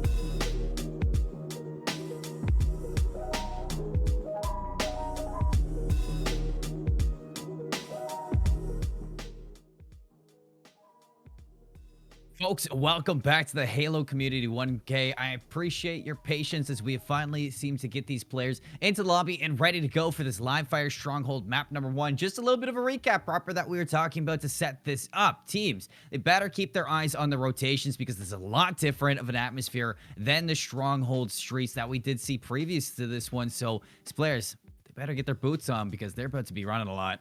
Yeah, better get those stretches in as well. Your thumbs all the way up to your necks for the Spartans as well, because you got to keep your head on a swivel when you are playing strongholds on live fire. You got to be very, very aware of what players are going to be looking at when they're capturing the opposite home flags, whether that's Alpha or Charlie flags, and where the power weapons are going to be spawning in and out as well. I mean, I have seen certain instances where players can end up forcing out the C and B setup if they do have that sniper rifle on the top side of the tower, but it's very rare that a lot of teams will find success on a map like Live Fire. For Strongholds specifically, holding on to a 2-flag setup. You got to be very aware. You have to be very proactive, if you will, is the word that I would use when you are playing on this map mode combo. And folks, while we have this time, I want to just remind you to type !contenders in chat because there is a Valorant Contenders Weekly that community gaming hosts for Valorant, of course, as I enunciated. But this weekly tournament, it has a $500 prize pool for competitive teams to make a name for themselves and earn some money. So hit !contenders, go check that out, sign up while you can, because if you enjoy what happens here, I mean, there's plenty of games that get held for tournaments over at Community Gaming. But we have it. Ebenezer Gaming, the boys, Live Fire Stronghold. It seems like we have had all 8 players into it. But again, it looks like we're missing one more proper. And this is, it's tough. I mean, these players just most likely want to get things going, but it's hard when your player just does not want to get into the game. Something about Live Fire. Yeah, I mean, look, it's online Halo, as much as everybody would like to be on local area network. I can even speak for one being in the production booth back at Raleigh that, you know, there's always going to be those tons of issues for Halo Infinite at this current juncture of time. You know, ping issues aside, not like everybody's playing down the street from one another, so we can't end up getting them all on the best ping possible. These things happen. We are quite used to this at this current state of time, considering how many different opens that we went through, how many different pro series we've been through as well. These things happen, but hey, we gotta respect the process. We'll get there eventually. No, proper. I'm gonna speculate a bit on the bracket now. You know, like since we have this time to just chat about things, Pittsburgh Knights. I mean, they are definitely one of the top teams inside their region. And get into a tournament like this, do you think anybody has what it means to bring them down? Judging through like the rest of the bracket, not really fully recognizing a lot of the teams and players that are in here, it's going to be really, really tough, Colin. I'm not gonna lie. I mean, Pittsburgh Knights, again, if you're unfamiliar with the pro series specifically down in Mexico, I wouldn't blame you. Very, very hard to keep track of that entire tournament as a whole, but they are quite competitive down there. But the one team that always stands up on top are the Pittsburgh Knights, and you got to see just specifically why. I mean, as an entire team, you even saw in the early of that capture the flag, a lot of players were not necessarily finding value with it, but it's one dude in particular. I mean, for Drift, for the amount of value that they find across the entirety of the map, they keep on keeping this team in a firm success rate to be able to always get themselves in a lot of different positions to be able to win out maps. I don't really see many teams being able to beckon them as far as taking maps off of them, but they are not gods. You know, even Cloud9 being as flawless as they are with like 80+ win % rates across all different map modes for North America, they do lose maps. So who knows? Maybe someone might be able to upset that one little stat line. Yeah, that's why Halo's the day-to-day game for some of these teams. You just, who's going to show up? Who's going to take them down? And honestly, I wouldn't mind seeing an upset. But folks, when we get this player back into the lobby, we are going to cut to another break just to figure things out and iron it out and get into Strongholds as fast as we can. So stay tuned for some more Community Gaming Halo 1K. We'll be right back.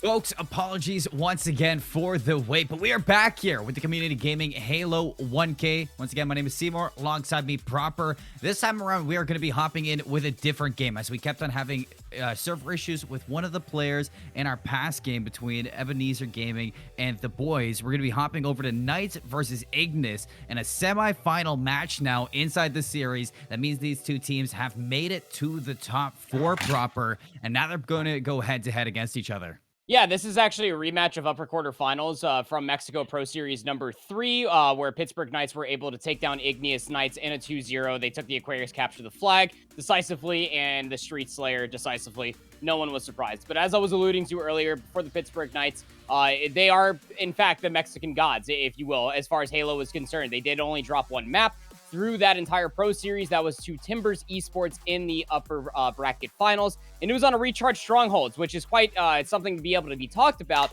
because that is map number 3 in this semifinals matchup here for our community event 1K that we have in front of us. But regardless, that still has a lot of pressure for these Ignis individuals to be able to push it to a map number 3. They got to get through the live fire oddball first, and they got to be able to at least make it through the Bazaar Team Slayer. As long as they can win one of those 2 maps, I'm saying there's a chance. I mean, you can see the mountain, you can see the peak right there, and Recharge Slayer all the way at the top. It's just climbing that. That's the hard point. Like you said, first 2 maps last time around, these two played each other, they were decisive. And that's what you expect of a team with the caliber here in this region that Pittsburgh Knights bring to this. But we are going to be going to live fire once again for our map 1, just like the last series, but we're switching up the game mode. Stronghold to on-ball. What are we going to be seeing differing inside this now that we're seeing on-ball in live fire? Well, the proactive nature is still going to be called for, as live fire is quite the very slay-heavy map. It can be quite intensive, but once you get the sniper rifle in your hands, plus the ball, you can put yourself in quite the power position if you can get it back tower. Again, off the rip. Chrono trying to wrap around ball. Hasn't been touched just yet, as Drift was taken down by the beatdown. Now that's going to give Ignis a chance to move things over to the top third. You see Overshield popping in 2 seconds as well, and these players rotating accordingly. Excellent map control right now from Ignis, but here comes from the top ropes Atsuchiha to get that player down. But at the same time, they did lose out on that Overshield, so Pittsburgh Knights, they have a lot of tasks to take down here. Gambino's going to find one. The trade did come inbound, but still Knights walking away with the majority. Yeah, this was actually a really good play by Gambino, who they ended up utilizing a little equipment pack that we know and love. Did not end up getting the map that they were looking for potentially, but they at least got those players off the top tower with the repulsor, and that was step number 1 to a multi-step process. Now the slays are starting to come through for Pittsburgh Knights as they're accruing a decent amount of time. Yes, they are. Setup's going to be here. C Plat is going to be where the business is going to ensue now. For Ignis, we're going to hop over to Drift. Look at this control. Even if they get pressured out from that C-Plat, they can rotate the ball over to back green, as Drift has complete overview, and that's what we're going to be seeing. They drop down low. The rotation has to come inbound. Still the kills favoring the Knights. 2 for 1 right now. Celio only able to walk away with 1 at the end of it. Still tagged up. The repulsor is going to keep him steady. Tapping button's going to shut him down, and this hold from Knights hasn't been broken. No, it hasn't been broken at all. Now for Ignis, they have to wait for the respawns to come through. Very surprising that Dynus did not end up picking up that ever so wanted Mangler. Will find Drift inside of Sneaky, but there's 2 players inside of the open field. And you can see exactly what they want. The Overshield has just now been popped up. Knights definitely have more players that are over there, and it looks like that one player might end up getting it, but Dynus doesn't really care. They're actually just kind of bull rushing towards the tower, and that means that Gambino has some very easy shots for that kill. Still holding on to things, 62-11. Making it look like a walk in the park right now for the Knights. Drift looking above, is going to be throwing some shots down. Finds the trade for his teammate. Drop ball is going to be there, not needed just yet. Celio's going to find Gambino. Still a little bit of a scuffle. Cooler for the beatdown, but the stick from Drift tops things off now for the Knights. And it is going to still be control here for Tapping Buttons, as he's finally going to play that ball. Okay, I thought it was not off. We'll end up getting fully reset here. Just 27 points. All Knights need to be able to take round number 1 here on live fire oddball versus Team Ignis. But Now they have some power weapons now. They are going to be looking for the setup, but we'll hop on board here with Chrono down low. We'll end up at least finding one on the back smack, but they'll end up going down as well. And now the power weapons have quite literally flipped. It's a 3-for-1 trade. It's Cooler that is left alive, but here come the respawns from the opposite side. It's Gambino to clean things up, keeping that ball neutral for a little bit longer. And he barely even got it out the door. Pittsburgh Knights are going to pick that up, happily return to their setup that we saw. Drift and tapping buttons, keeping the slang in their fields. And look at that, 10-3 right now for tapping buttons. What a start out of him. Double digits as well, topping the whole server right now in Slays. Cooler has a sniper, goes for the Hail Mary shot, the fade away, not gonna land on either of them, as still Ignis having trouble here. The nade's gonna land, and actually that ball gets sent right off the map. There's still 3 minutes left to play. The ball will be reset to your point there, Colin, and now it just comes down to Ignis to be able to slay out. They did lose 2 along the way, but the Knights are having a few players come off their respawn as well. It's going to be on the scoreboard side. Nice nade coming through from Gambino. Will take down Chronos as soon as they're trying to at least get themselves out through the scoreboard door. But immense pressure is coming through the open field. Ignis trying to find themselves the numbers. The slays would be great, so that way they can mount more ball control. The Knights just so scrappy coming out on top of the gunfights. Tapping buttons, PK drift. Walk away with the overshield, walk away with the slays. Now ball back in the hand. That's going to be round number 1 done and dusted. Pittsburgh Knights walking through the fields right now of live fire. They're making it look like a very comfortable walk. Yeah, and that comes through with a lot of your nightmares that you probably have from your rank matches. I mean, that C stronghold top tower setup is such a nuisance to be able to be broken. A couple of key nades were coming through, but Ignis were finding themselves in certain situations where they were kind of solo challenging a lot of different instances and not necessarily collapsing on all these different players. As we're having a little bit of a scuffle. They're going in towards this second round. Not too sure what's going on here, but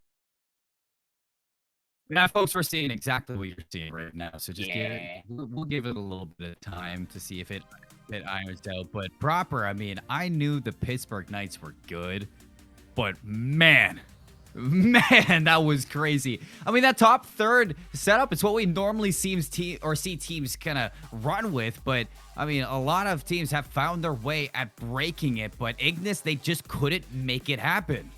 Yeah, no, and again, it comes through from a lot of different isolated challenges. I mean, there were a lot of players that were solely looking for a lot of different angles. We'll hop back on board, and Stelio is gonna take a little bit of a dive. Your Spartan, they are very powerful, but they cannot swim. Tapping buttons will end up cleaning up 2 in a row. That's a nice little double kill for them. Remember, they went 10-3, somewhere around that margin, triple positive regardless, but it will be Ignis with a slight lead for the time being, as the ball will remain neutral in bottom center.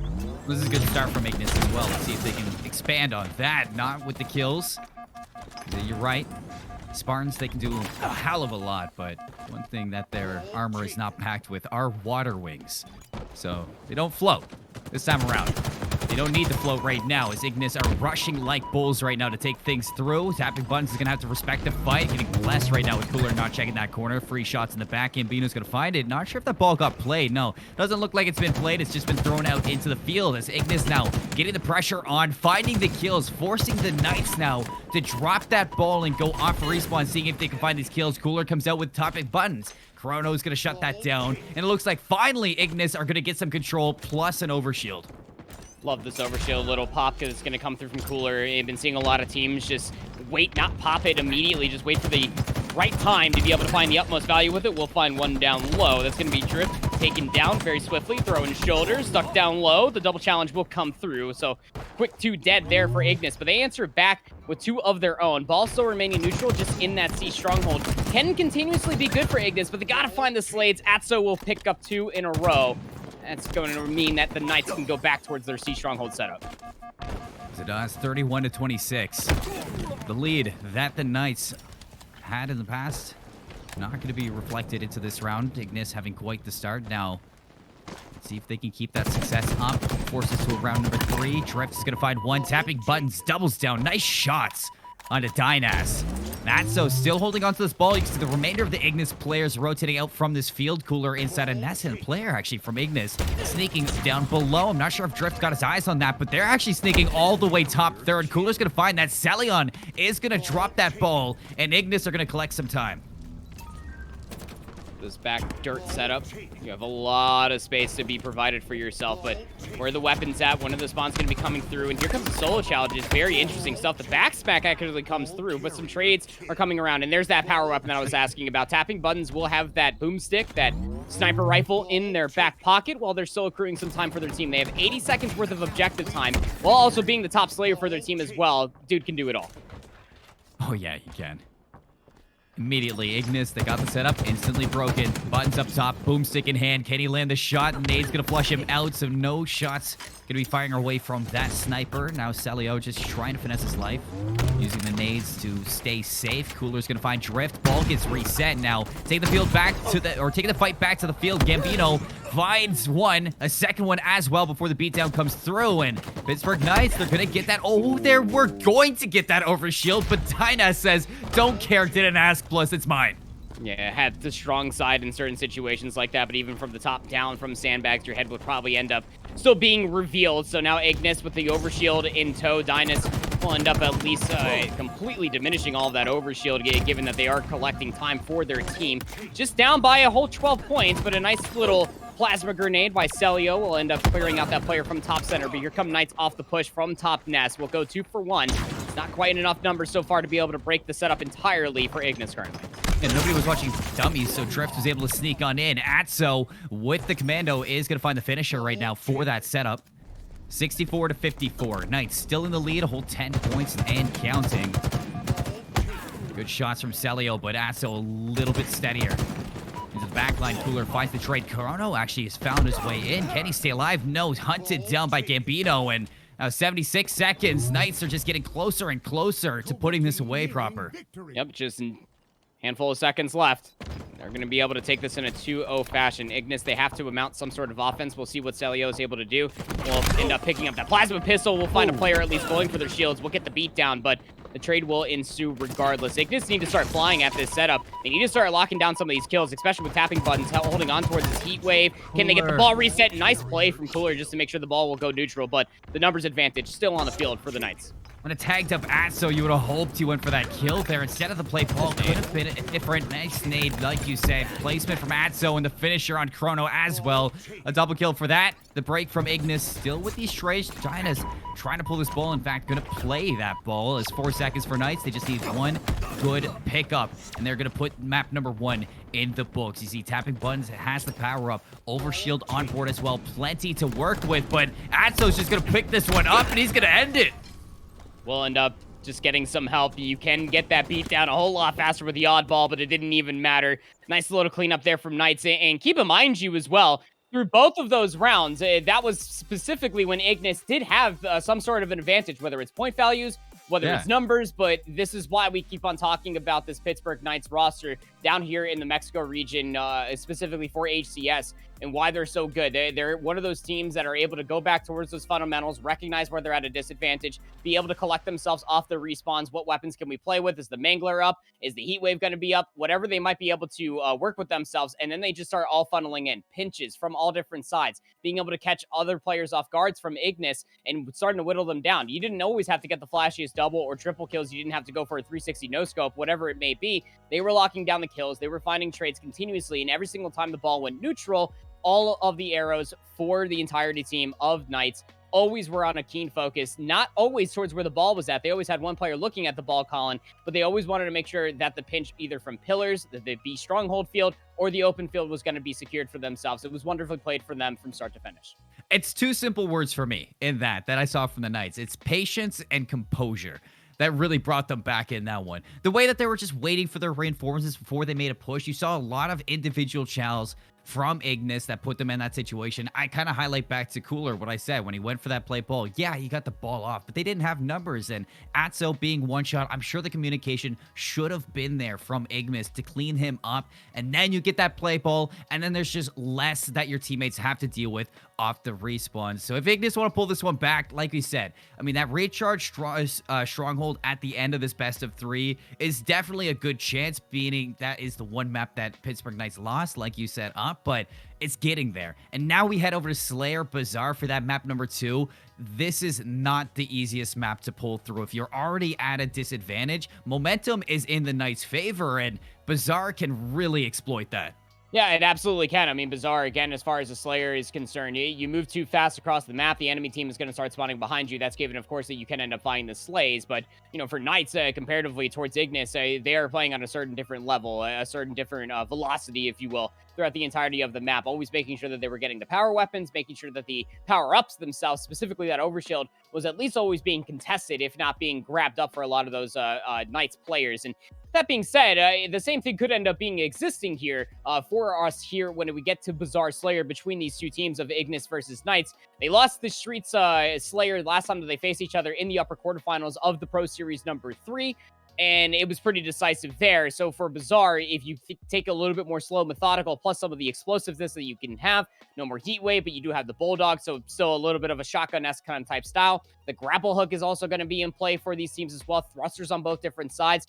You have a lot of cool items that you can finesse a lot of different kills off and get yourself that numbers advantage to really start ensuing the pressure into the enemy team. Andy, Slayer always gets me excited for map number 2 because it's just that one game mode that a lot of teams excel in Slayer where they falter in objective game modes. When you take away the objective, when you take away the pressure at doing above and beyond just to get the task done, I think Slayer kind of brings out a lot of fundamentals that a teams can really double down onto and feel a lot more comfortable with them themselves. So here we go. Bazaar Slayer, map number 2. Ignis, they got to find this to push up map number 3. Knights, if they want to move on into the grand finals, this is where they can throw things through a loop 2-0 and keep their lead strong. Atso gets the rockets. You see Drift gets the overshield. Power weapons already being dominated by the Knights Titans. Yeah, a little bit of an egregious push there from Cooler to start things off. Did have that Mangler, but then they wanted to really grab these rockets that now Atso is able to collect just over by that grapple spawn. We'll throw a stray rocket. We'll end up getting the hit marker knowing that that player's one shot. But Atso's not looking too comfortable themselves. We'll end up getting double chowed out. The nade actually cleans up 1, but tapping buttons will clean up 2 on the opposite side, remaining with this 3-kill lead for the Knights. Drift lands the beatdown. Dynas, a couple good shots. We can't finish things off now. Ignis going to be spawning on blue side of the map. Couple of shots traded out from tapping buttons and Cooler, but it's more so just a greeting rather than an exit. As Cooler now getting flanked, Atso is going to find Chrono, backs off, respecting the rest of these spawns. You get hunted down, but the rest of them has Mangler, tries to 180, but Celion is able to put that one through, and you do see the Knights starting to take some a little bit overzealous gunfights. Drift caught in the corner. Nice placed grenade from Celio to clean that one up. Now 9-7, make it 10-7. Knights only a 3-point lead. Only a 3-point lead, but now the time has become a little bit more static for ourselves. 23 seconds, you can see on the map itself. So that overshield is spawned in, but the Knights just simply don't care. They're trying to funnel all the way through these blue double doors, and they get met by nades, and we're waiting for Drift to complete this flank on the opposite side through the blue alleyway. That comes up absolutely flat. Tapping buttons also goes down, and now the Team Ignis find themselves within 1, but the Bulldog in the hands of Gambino will quickly decide that little gunfight to ensue. But Ignis still only behind 1 with that overshield just popping up now. Nice shots in a pinch from Drift. Overshield doesn't get pulled. Cooler, some shots down range. You're going to find that one to go down. Can you collect this? It would be a big power-up to have. It does get popped, so Overshield now in the hands of Cooler. It's a good chance to bring things back and start putting some kills in your own hands.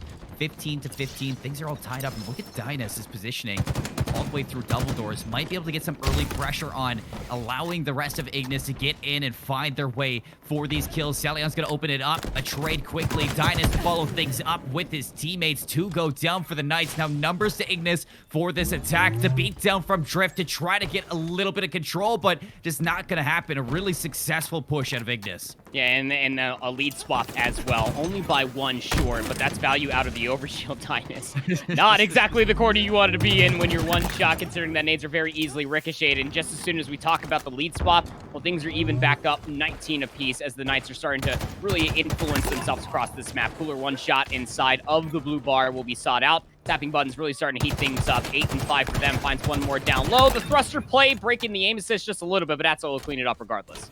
And you see, they get the rockets at the end of that. Where the respect wasn't there in the past, you find that one opening, and that's when they fly. And that's when they take control. And now Drift with these rockets tries to go for the beatdown from above, has to go to tapping buttons to clean up that kill. Another lead growing once more, 6 points. The way of Knights make it 7. Nope. the trade did come out from Dyna. So 6 points. So that is a lot to gain out of that one attack where Ignis finally had their lead. They falter in one setup, and now the Knights back into control. Nice nade from Kronos to find that kill onto Drift, but it's just not enough to pull things back for his team. Again, Gambino and Atso pull things back, find 2, and keep their lead. That's just power weapon efficiency, isn't it? When you're looking at it from the Knights' perspective, off of the Rockets chasing through double doors, yeah, they lost a couple lives, but look at all the map position that the Knights are currently still playing with, just isolating a lot of these players. Shots coming across from the opposite side. That was Drift that was locking down those shots, trying to keep their head on a swivel. Tapping buttons needs some help, and Drift is going to deliver it to them. Cooler up top. Hey, how's it going? Didn't check down low, but again, it's going to be Drift that's going to be able to clean things up on the opposite side. Overshield is about to be up, by the way, and I believe that Gambino was actually able to get it, knowing that all of Ignis are trapped over by this blue flag. Look at the usage of the thrusters. Drift from above, finds the beatdown, hops on out, gets the overhang on the second, and then Gambino takes that opportunity to push out the thrusters of the other side, finding the crossfire with his teammate and shutting down the rest of them. 36-25, an 11-point, make it 12-point lead right now for the Knights as they are in control of Bazaar. They want to go to the grand finals, and they are making it look flashy. No power-ups at the moment, but look at Ignis. They are cowering in fear. Cooler all alone inside there. The beatdown's going to be there. The cleanup from Atso, 40-26. Only 10 points needed proper for Knights to find the grand finals. 10 kills are all that are required here for Knights, but again, just cleaning up every single player possible. Very tough gunfight after they ate an 8 to their feet, but again, the cleanup is always coming through. The communication, we don't have a listen-in at all, but you can just see what it means for the Knights. They are just constantly communicating all off of the damage that is found previously. There's always seemingly a player that is right around the corner to clean up on these one-shots, just 7 kills away from Knights to punching their ticket to grands. Salio was able to find Drift, doubles down onto Atso. But it was a trade, a 1-for-1. Knights are going to take that all day long proper because they can go for the trades. They can afford a little bit. They got some comfort to work with. 17 seconds on the overshield and Spanker coming up next, and this could be the nail of the coffin, or in the coffin, for the Knights. If they do get a hold of these, Dynas looking to push the control of this map. Top market, Corona and Celio slaying on out, so things settle down right now for Ignis. They find some kills, they find some controls, they get these power weapons, and now let's see if they can make the impossible happen. Cooler will collect this overshield and some opening shots to clean up Atso as well. The nade's going to come through, so now the overshield has been completely expunged away. Has 2 players in front of him, probably still thought that they had some overshield as well, but the nade's going to pop them up to a point where they can't get through that door. Now just 3 kills away from Knights to clean things up. You would have wished you were able to finesse that. Chrono's able to find tapping. Here comes the Spanker. Tags up both of them. Dynas and Celio to clean it up. 39-47. Knights need 3 points for the grand finals. A whole 10 for Ignis to make this comeback happen. Here comes the fly from Atso. So confident, so controlled. Finds Dynas. Now 48 for the Knights, as they are looking to be in smooth control for this Slayer. Gambino and tapping, they finish it up. There's the nail in the coffin. Knights, your Titans of Mexico, they're going to the grand finals. Yeah, you remember going back to when we were originally framing up our quarterfinals matchup. What team, is there going to be any that might be able to at least take this team, at least to a map 3, if not being able to take a whole series off this team? I think you got your answer right there, Colin, because even through the meat and potatoes of that Bazaar Slayer, when we were in the thick of it, we saw some really good highlights coming through for Ignis when they were able to at least get that 2-3 kill swing, and then being able to flip the lead marginally by 1 kill, at least in the feat so far for themselves.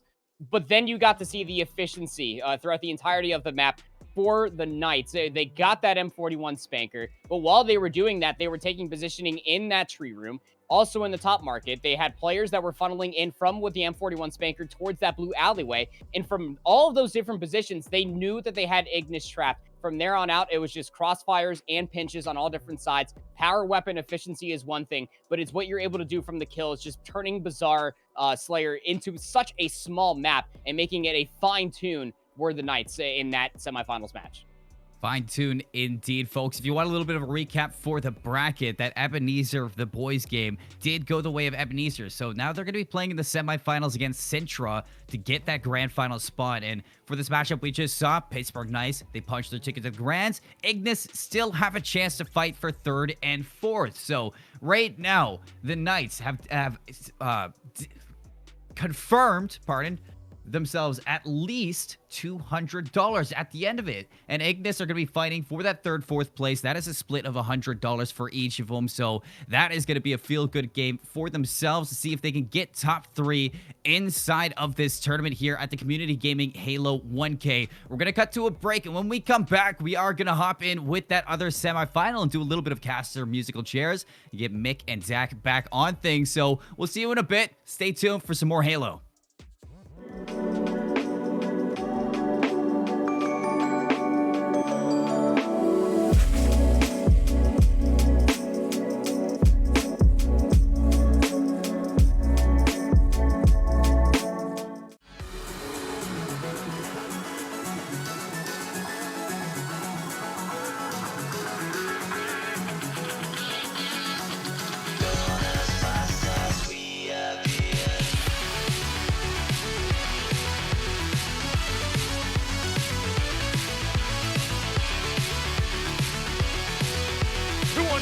Battling. Oh, what a flash!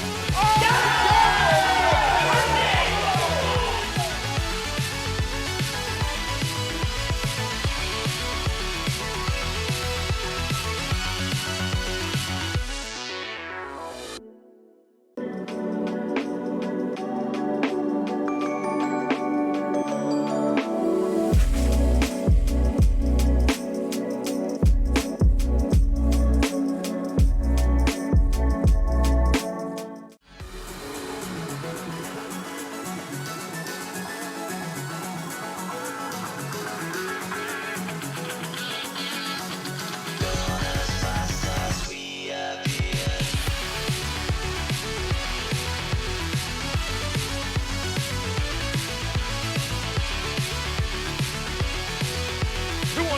battling. Oh, what a flash! Oh,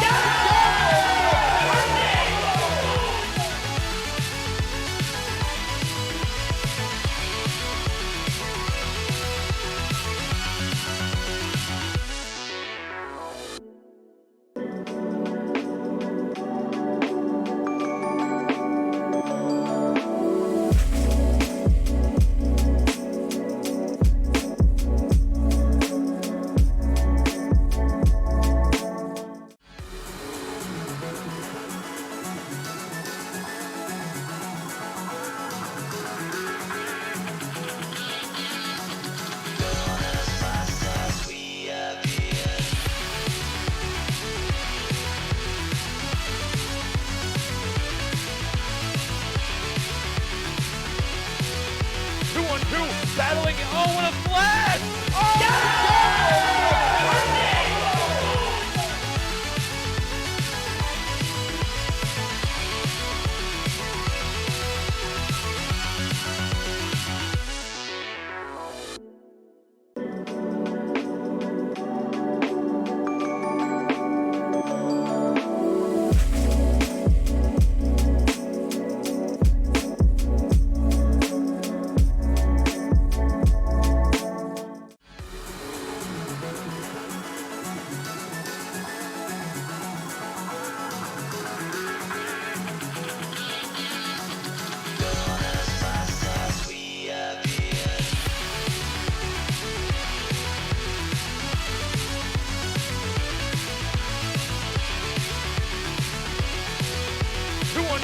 battling. Oh, what a flash!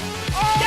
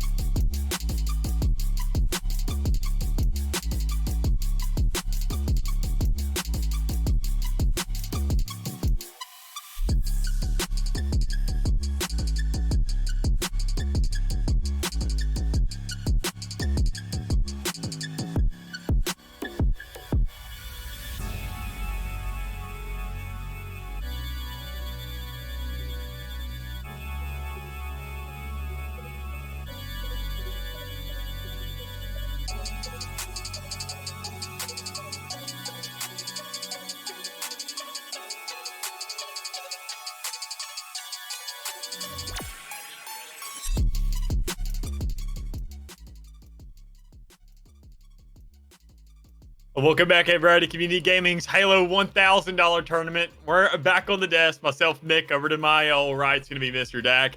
Getting right into this next game, this next lobby. New teams are going to the other side of the bracket. We're seeing some new maps, some new plays, some new faces as well here on the desk. So, ask you, Dak, how you feeling, man? Once again, I know it's been a little bit of a vast set. I just want to make sure you're still doing all right.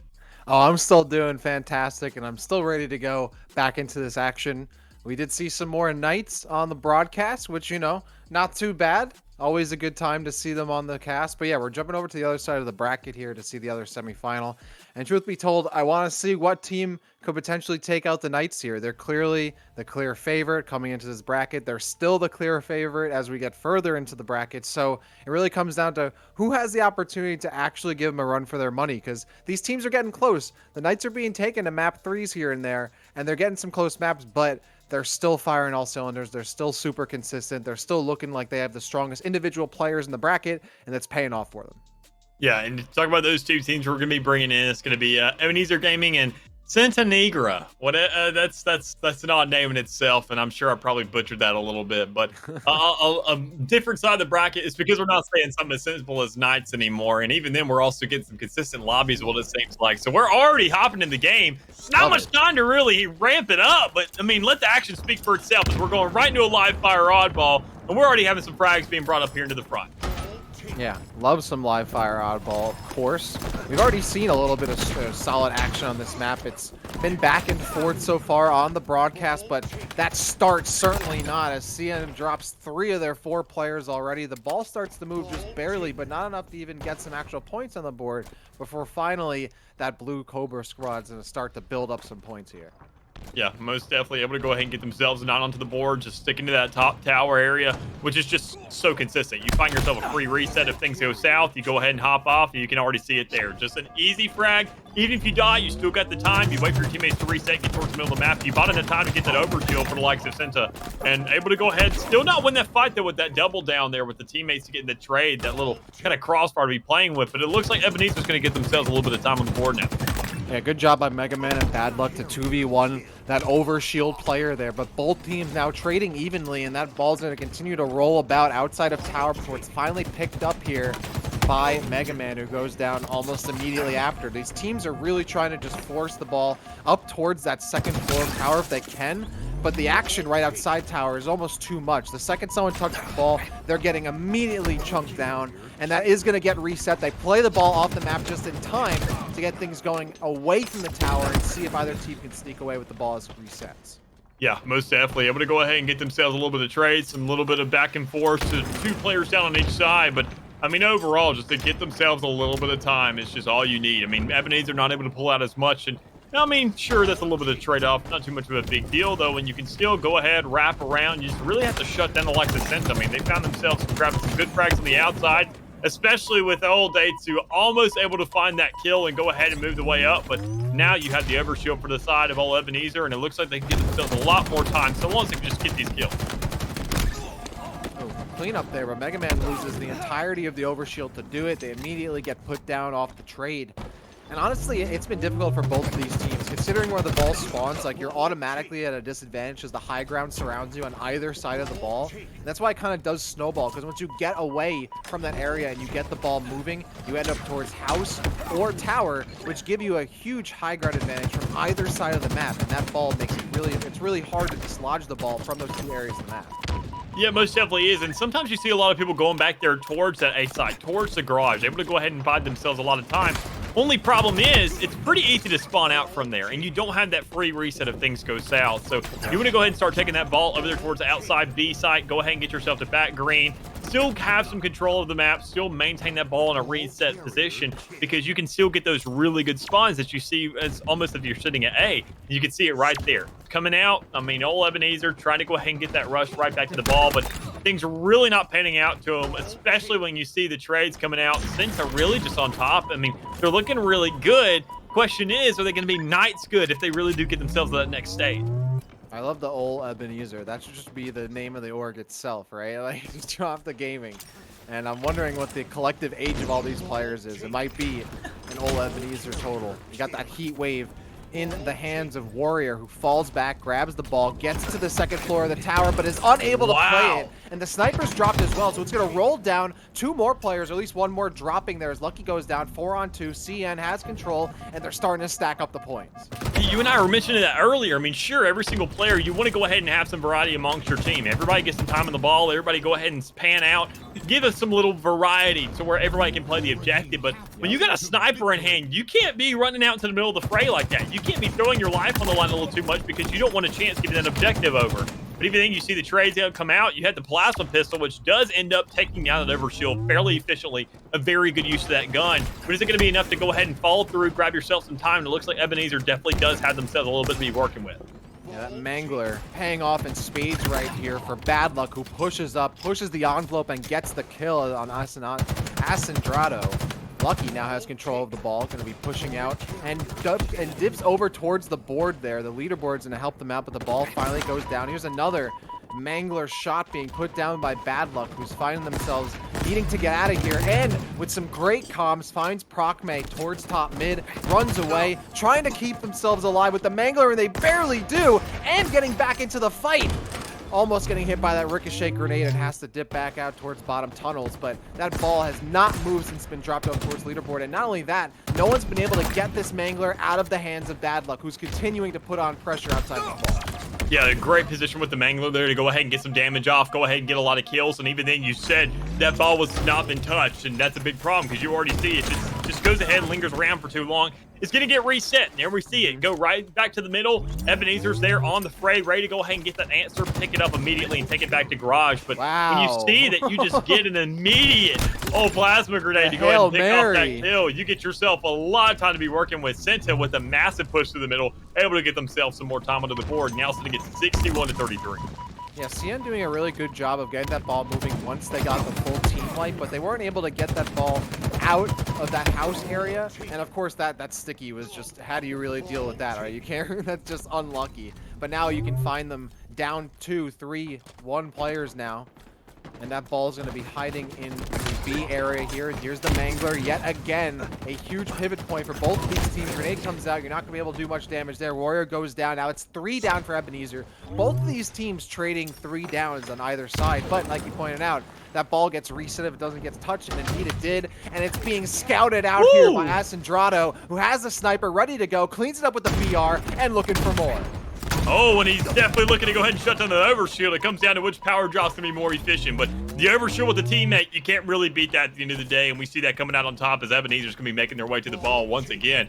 Looking to get a little bit more time onto the board as they are looking to see some kind of a comeback so far, because Senta, they're not really too concerned about the objective right now. They're just looking to slay out. They're trying to go ahead and get some kind of a team wipe, almost like they're playing CTF. But quite honestly, I feel they could have ended the game by now, so long as they were just a little bit more consistent about picking up that ball. Everybody would really just kind of pitch in to some extent, because you can see it there. Asendrado and Jafita are the only 2 really picking up that ball. I mean, Procme and Daitsu, I mean, they have some time, but they're really just prioritizing, trying to make it as easy as possible to hold on to it and really just making those trades. But right there, Ebenezer able to go ahead and get the kills. Everybody going ahead and just doing their due diligence.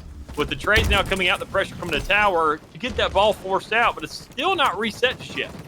And that's really an issue here for Ebenezer, because there's 13 seconds left on the clock. So that ball's going to continue to linger around, and it gets reset. So now they have to run over and grab it. They do just in time with 11 seconds left on the clock. But CN is on the prowl, and they're looking for some prey.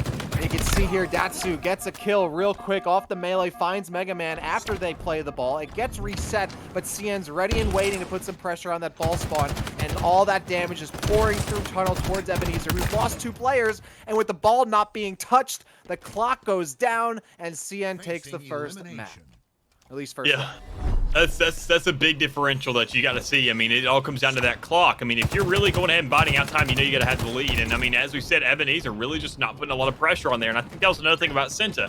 They sat there, saw themselves sitting at a 30-point lead. They weren't concerned about getting that ball. They were just trying to slay out, buy whatever time they can, knowing that, sure, if you hold it on to it for about 30 seconds, you get that win. But you're not really worried about that at that point. Why not have a little bit more fun with it? Go ahead and keep killing people for the next 40 and go ahead and get yourself a little bit more time and flip that KD some to look even better there on the scoreboard. But as we can already see, I mean, Sente grabbing themselves a great little start. Now having to fight out for overshield to some extent because Ebenezer's just surrounding it out, able to go ahead and get that kill. It's going to be the likes of Mega Man. But, I mean, you have that ball still up there in tower with nothing to do about it. You got to pop that whole overshield. You got to move your way to that tower to go ahead and get that time a little bit more. This might even be somewhat of an issue here for Mega Man, who waits around for that overshield, but as their players kind of get, knocked down, we are gonna jump back in, and we're going back in, and we might be coming back out potentially. Here we go, back. How's it going?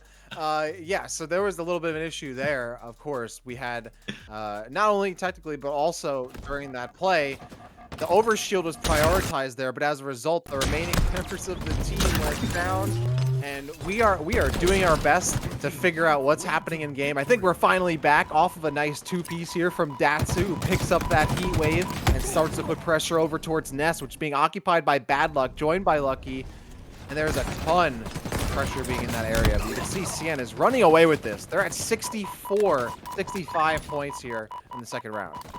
Yeah, most definitely a lot of pressure on the ball, a lot of influence around the map of trying to go ahead and get those rotations out, but you got to go ahead and get yourself some more slays if you're like the likes of Ebenezer. You got to get yourself some more kills on the board, create some more pressure, pick the ball up, get on the board is what you need to do right now, because as it seems, you're only sitting on a couple seconds. Even then, before then, you were sitting on 0 for the longest time. And sure, you grab yourself some time, you go ahead and move towards tower a little bit, but goodness gracious, there's a lot more because you went ahead and dropped it out. You gave us a lot of map pressure. You can already see when the overshield coming down, there's a trade-off you really got to make your due diligence with.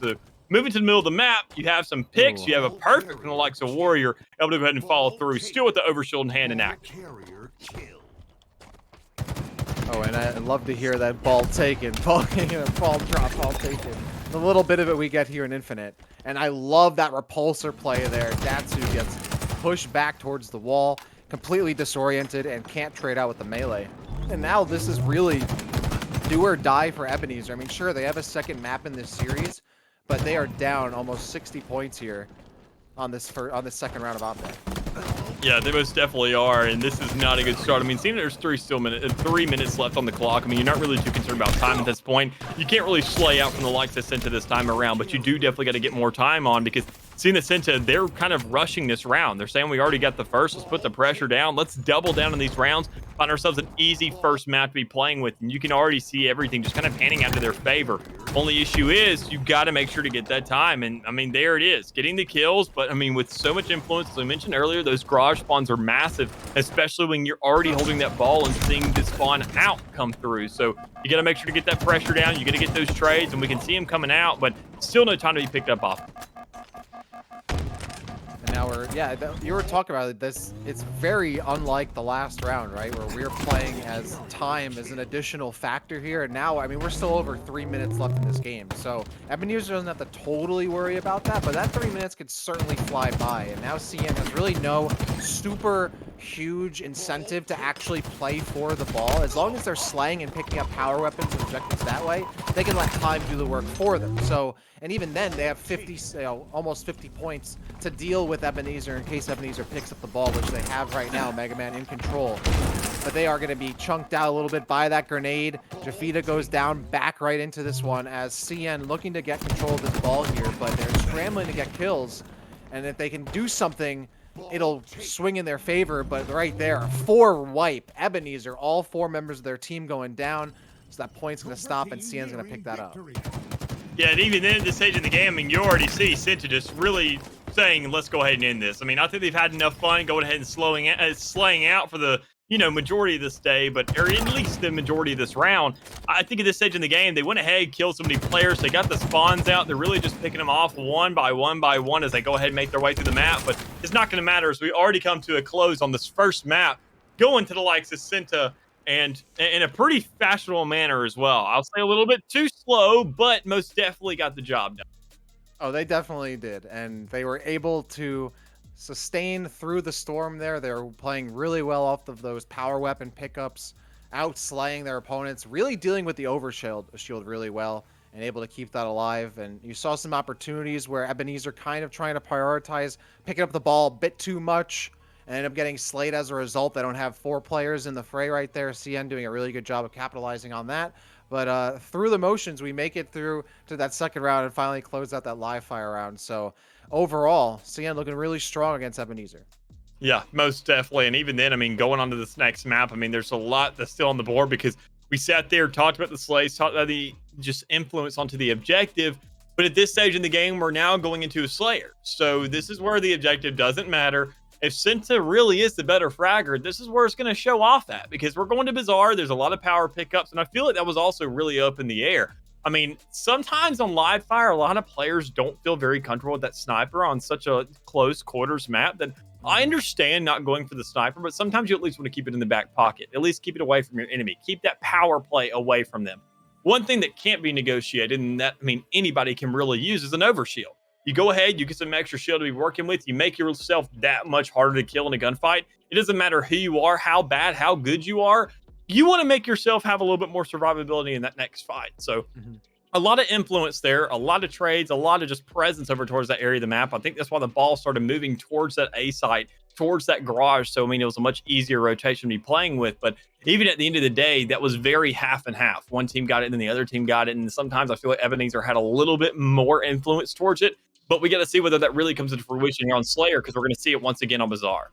Yeah, Slayer Bazaar. This one is definitely going to be a test because you don't have to worry about that objective, but it doesn't feel, I would say, as close quarters, as tight, maybe as live fire. Live fire can kind of get a little bit claustrophobic at times. Bazaar, definitely that middle part of the map is so open. And if you're a team that can capitalize on team fires and clean up kills, you're going to really excel here because there's so many angles you can take up towards bridge, up towards library, even, you know, towards rockets, where you're able to clean up a kill, look over and clean up a kill on the other side of the map, all within one position. And it's not like CTF, which we were talking about earlier, where if you're in like a base trade situation, you can't really do much from spawn. A lot of, in this situation, all the players are usually in that main box in the middle of the map. They're not hanging out towards spawn. They're always getting involved. So it's certainly a map that I'm looking forward to seeing. Yeah, so before we even do go to that map, we want to make sure all players are really up in line. And we apparently did get a note that a player has crashed. So we know this custom games can get sometimes, but it's no big deal. It's just a small little hiccup that we're going to go ahead and throw to a short little break to make sure that everything gets straightened out before we get into this next match. So we'll see you here in a second.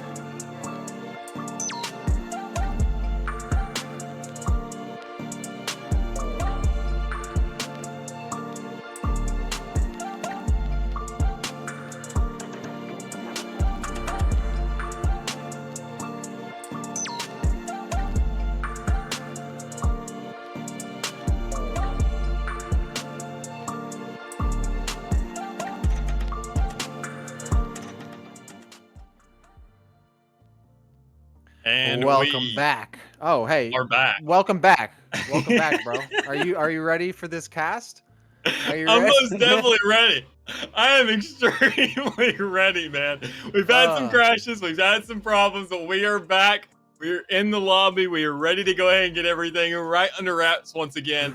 But we're going to go ahead, wrap everything into one little ball, and just get to the point to saying that we are returning onto Slayer on the map Bazaar. And we were mentioning that before we went over to break, but I do want to go ahead and double down, kind of re-mention that once again, because we talked about it earlier with CTF. But now we're moving on to it with Slayer. So, I mean, I feel like there's going to be a lot less mid control. Instead, players are going to purely just objectify these power pickups to make sure they get themselves a lot of contention. But it seems like we may have wrong sides. So we're getting into game, but not exactly in the manner that we really want to. Oh, or they maybe even out the score is what it seems, because we did go ahead and have a late join earlier as well. I am not gonna lie, bro. I have no idea what's going on. I think we're gonna jump back. Hey, welcome back, everyone. We're still here for the Community Gaming Halo 1K. Thank you all for joining us. Both of us are really excited to get into this game, so much so that we're even jumping in too early than we should be. And to be honest, I'm not against that. It's fun to see the players screw around in the map, but I am excited to get into this Bazaar because CN put up a solid 2 rounds of oddball on live fire. Yep. Ebenezer certainly has made it this far into the tournament where they're showing their stuff, but now this is, where the rubber meets the road right here. And both of these teams are playing for an opportunity to face off against the Pittsburgh Knights in the finals. So Bazaar is a map where I honestly think this could still go either way. I mean, we've seen this kind of trend in this tournament where teams that have been a little weaker in objective are still pretty strong in Slayer game types. So I wouldn't count them out necessarily just because they dropped out 2 in live fire oddball. Yeah, I'm definitely with you there. I mean, Ebenezer was able to go ahead and get some time. They did a really good job of following through, getting a lot of kills, clearing up some space there around the objective. We just didn't see him pick up the oddball all that much. I mean, they really didn't allocate the ball between all their players. They had 2 designated point players. And I mean, the other 2 were just kind of lingering around, just able to go ahead and just keep looking for kills. When you don't have to worry about that anymore, and your pure objective is to say, yo, just get kills, your point players are going to sit there, kind of feel out of their element, saying, we don't really have an objective. Well, you still do. Make sure to pick up that rocket. Make sure to pick up that overshield. Make sure to pick up that grapple. Get whatever you can. Rob the resources. Pick up the bulldog. Take away the resources from the enemy team to make sure that, sure, they can slay out with the BR. But if we go ahead and get close quarters, even then we can mangler, really. Man. Hey, you gotta pick up that mangler, baby. You gotta pick up that mangler. You gotta be strapped up at both spawns. At both spawns. Gotta be strapped up. But on both sides of the field, there's a lot of objectives. There's a lot of smaller things that you can really focus on. Even then, the reason I love Bazaar so much is because of that assault rifle. Sure, we see it in casual play all the time, and people prefer the battle rifle, which is, I mean, of course, I prefer it as well. But the assault rifle, you can't deny of how good of a shield slayer it is, how quickly it melts that, for you to go ahead and get a free switch over to your BR and get that headshot. Yeah, I mean, I think even the commando kind of fills that same similar role. Very easy to chunk down shields or even get cleanups too. Where you're not necessarily looking for, damage to be done on that BR, or if you just need someone to swap to on the fly. Yeah, I'm definitely with you there. I mean, so with all that being said and done, we are apparently going to be thrown into another short break because, as we saw in that lobby, there was obviously some weird switch ups. Oh, we're not. We're breaking into the game. We're gonna break into the game. We're breaking into. We're gonna break open. We're breaking open the introduction and go right into the game once we get around to it. We just gotta wait on these players to go and get some stuff together because, as we've been mentioning, I mean, Bazaar. This is honestly my favorite map when it comes around to Halo's map sets right now. I mean, sure, we don't have the Forge available to us to really be playing around with. We don't have too many resources allocated us to go ahead and create these new ecosystems. But as it stands right now, we just got to deal with what 343 has handed us. And this is definitely one of their cream of the crops to be working with. Oh, so your favorite map is not Behemoth? Oh, real?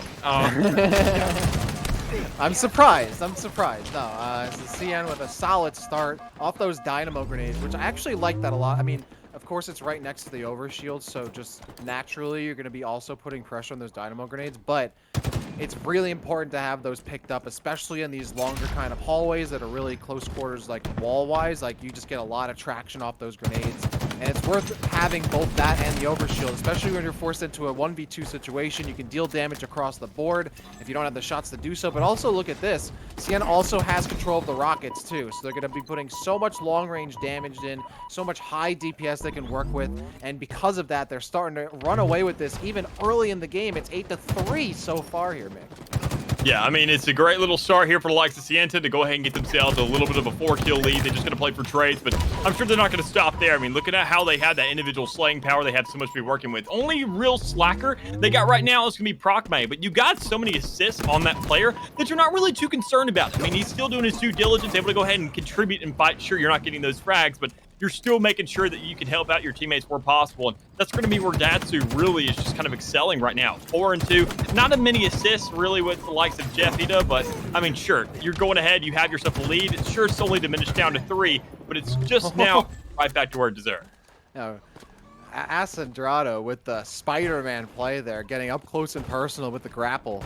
And now we see a bit of a push here from CN as they're going to hold this pivot position over in Library. And this gives them so much of an ability to push out from their spawn and continue up. Acendrado, again with another kill, has that Bulldog, should be able to get the 2-piece, and does so. Has another player right in their grill and cannot react in time to avoid that melee. Now some more shots in from Warrior. They can't survive. And it's a 17-10 game, but it looked like Ebenezer was starting to bring things back. CN once again puts the pedal to the floor, and it's starting to run away with it for a second time.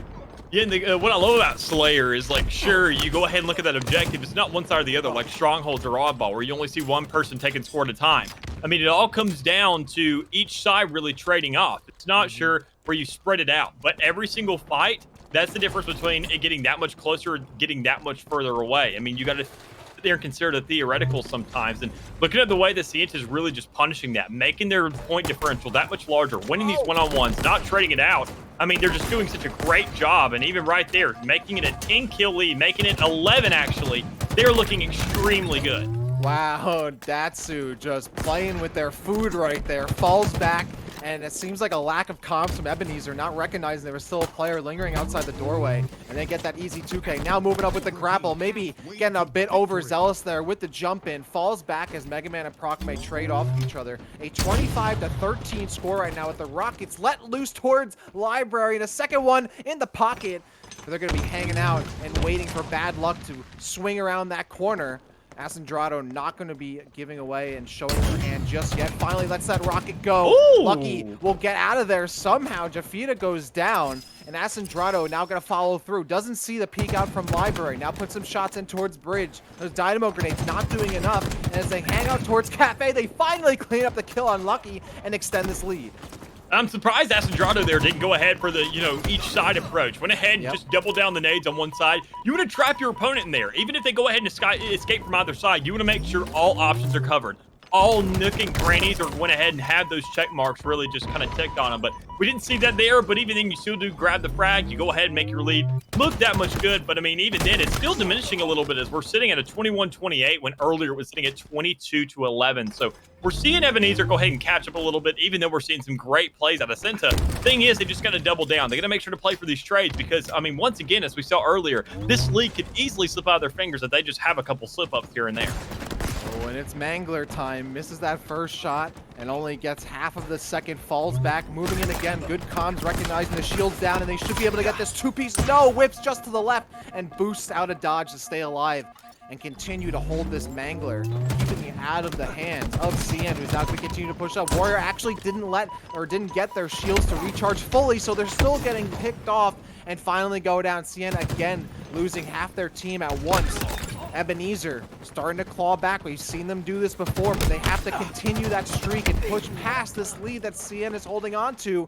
They're now down only by 7 kills.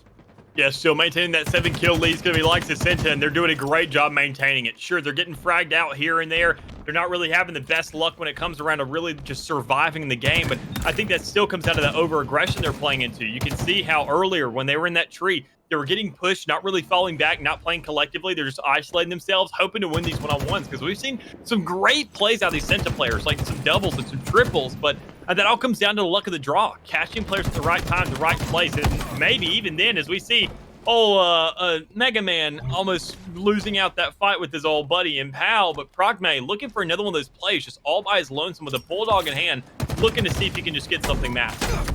The CN team is so good at getting close to Ebenezer without Ebenezer realizing how close a Mangler or a Bulldog is to them. Yep. And forcing these really scramble situations that Ebenezer has to kind of deal with on the fly.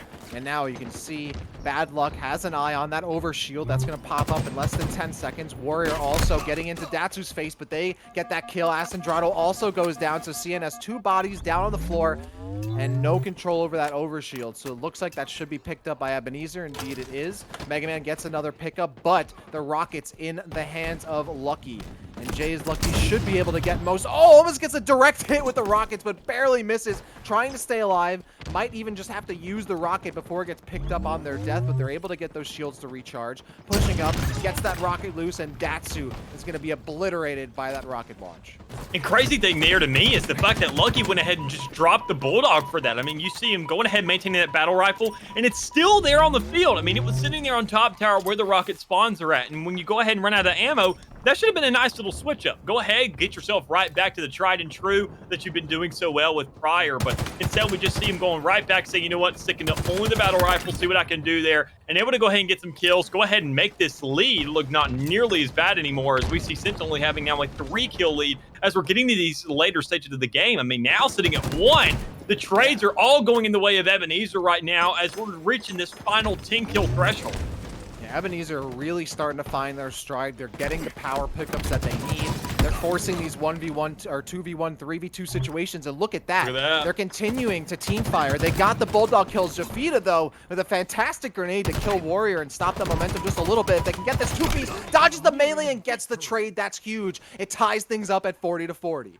And then we're on that final 10 kill countdown for both sides right now, which is just absolutely massive. You're going to see both sides just looking to go ahead and play things slow and steady. Unless you're the likes of Asandrado, looking to just push up the map saying, you know what, we're supposed to be playing careful right now, but you know what, it's time to go rogue, baby. We're going to get right in the middle of the map. We're going to lose that gunfight, now handing over the lead, which really makes the rest of the team be in a massive pinch to say, look, that was a tie game. We could have won something out. Now you're going to make somebody else stand out, and you do find that player to go ahead and make it a 42-42. Players are so good at baiting, falling back, trying to draw melees out so they can punish the whiffed melees. So strong, and it's effective every time. Now, Asandrado has that overshield, and they are 6 kills away from moving on to grand finals. They know they don't want to let this slip through their fingers and let it hit to a map 3. That overshield almost down. They're going to push up, anticipating someone holding that left side corner, but no one's there.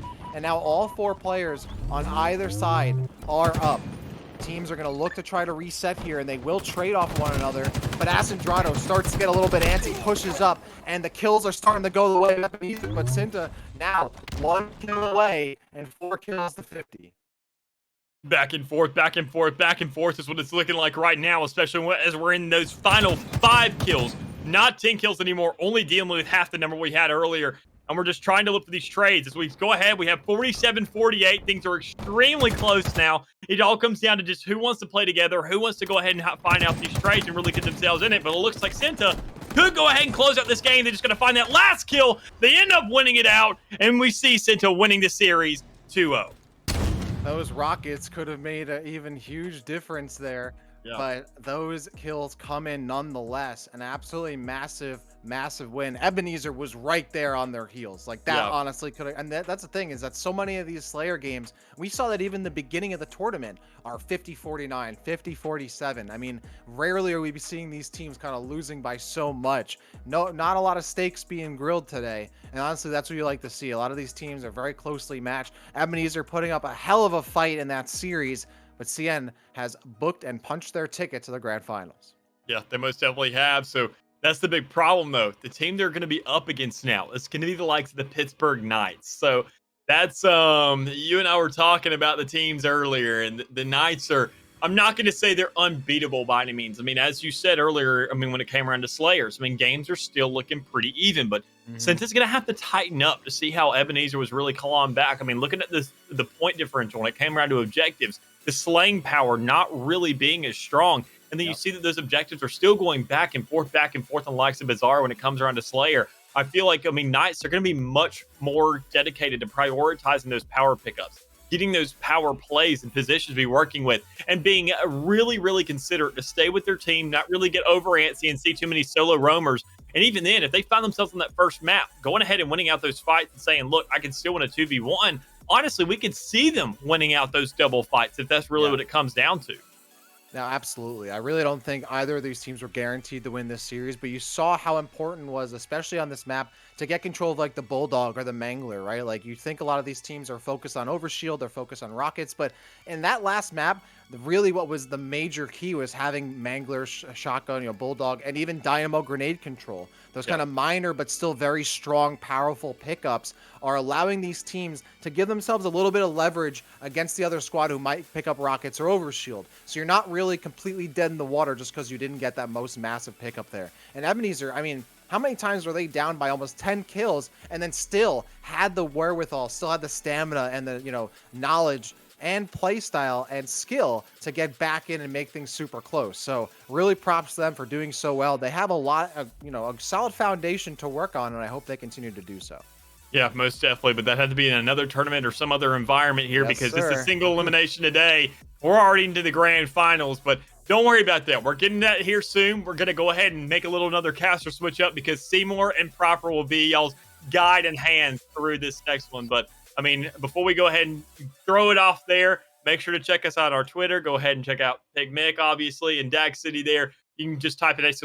Talent in the chat to go ahead and get all of our information there. And also, thank you to CG for just giving us the opportunity to be here and cast over this wonderful game that we all love and enjoy. Sure, there's some hiccups here and there, but it's all fun and games at the end of the day. That's Halo, baby. That's it is. Halo. It is. It's Halo, and sometimes it's goodbyes, and that's exactly what we got to run into here to go ahead and get ourselves into this grand final. So we'll catch y'all here later. We're going to put you on the trusted hands of these other two castles we throw through the short break.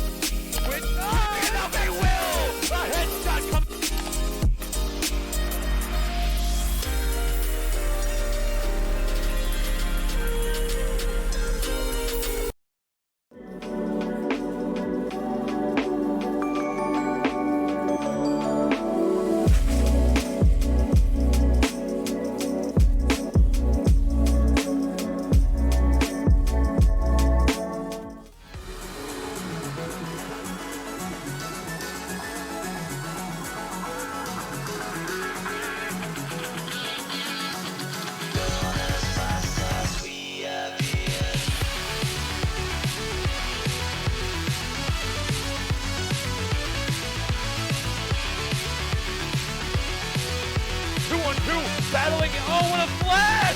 Oh,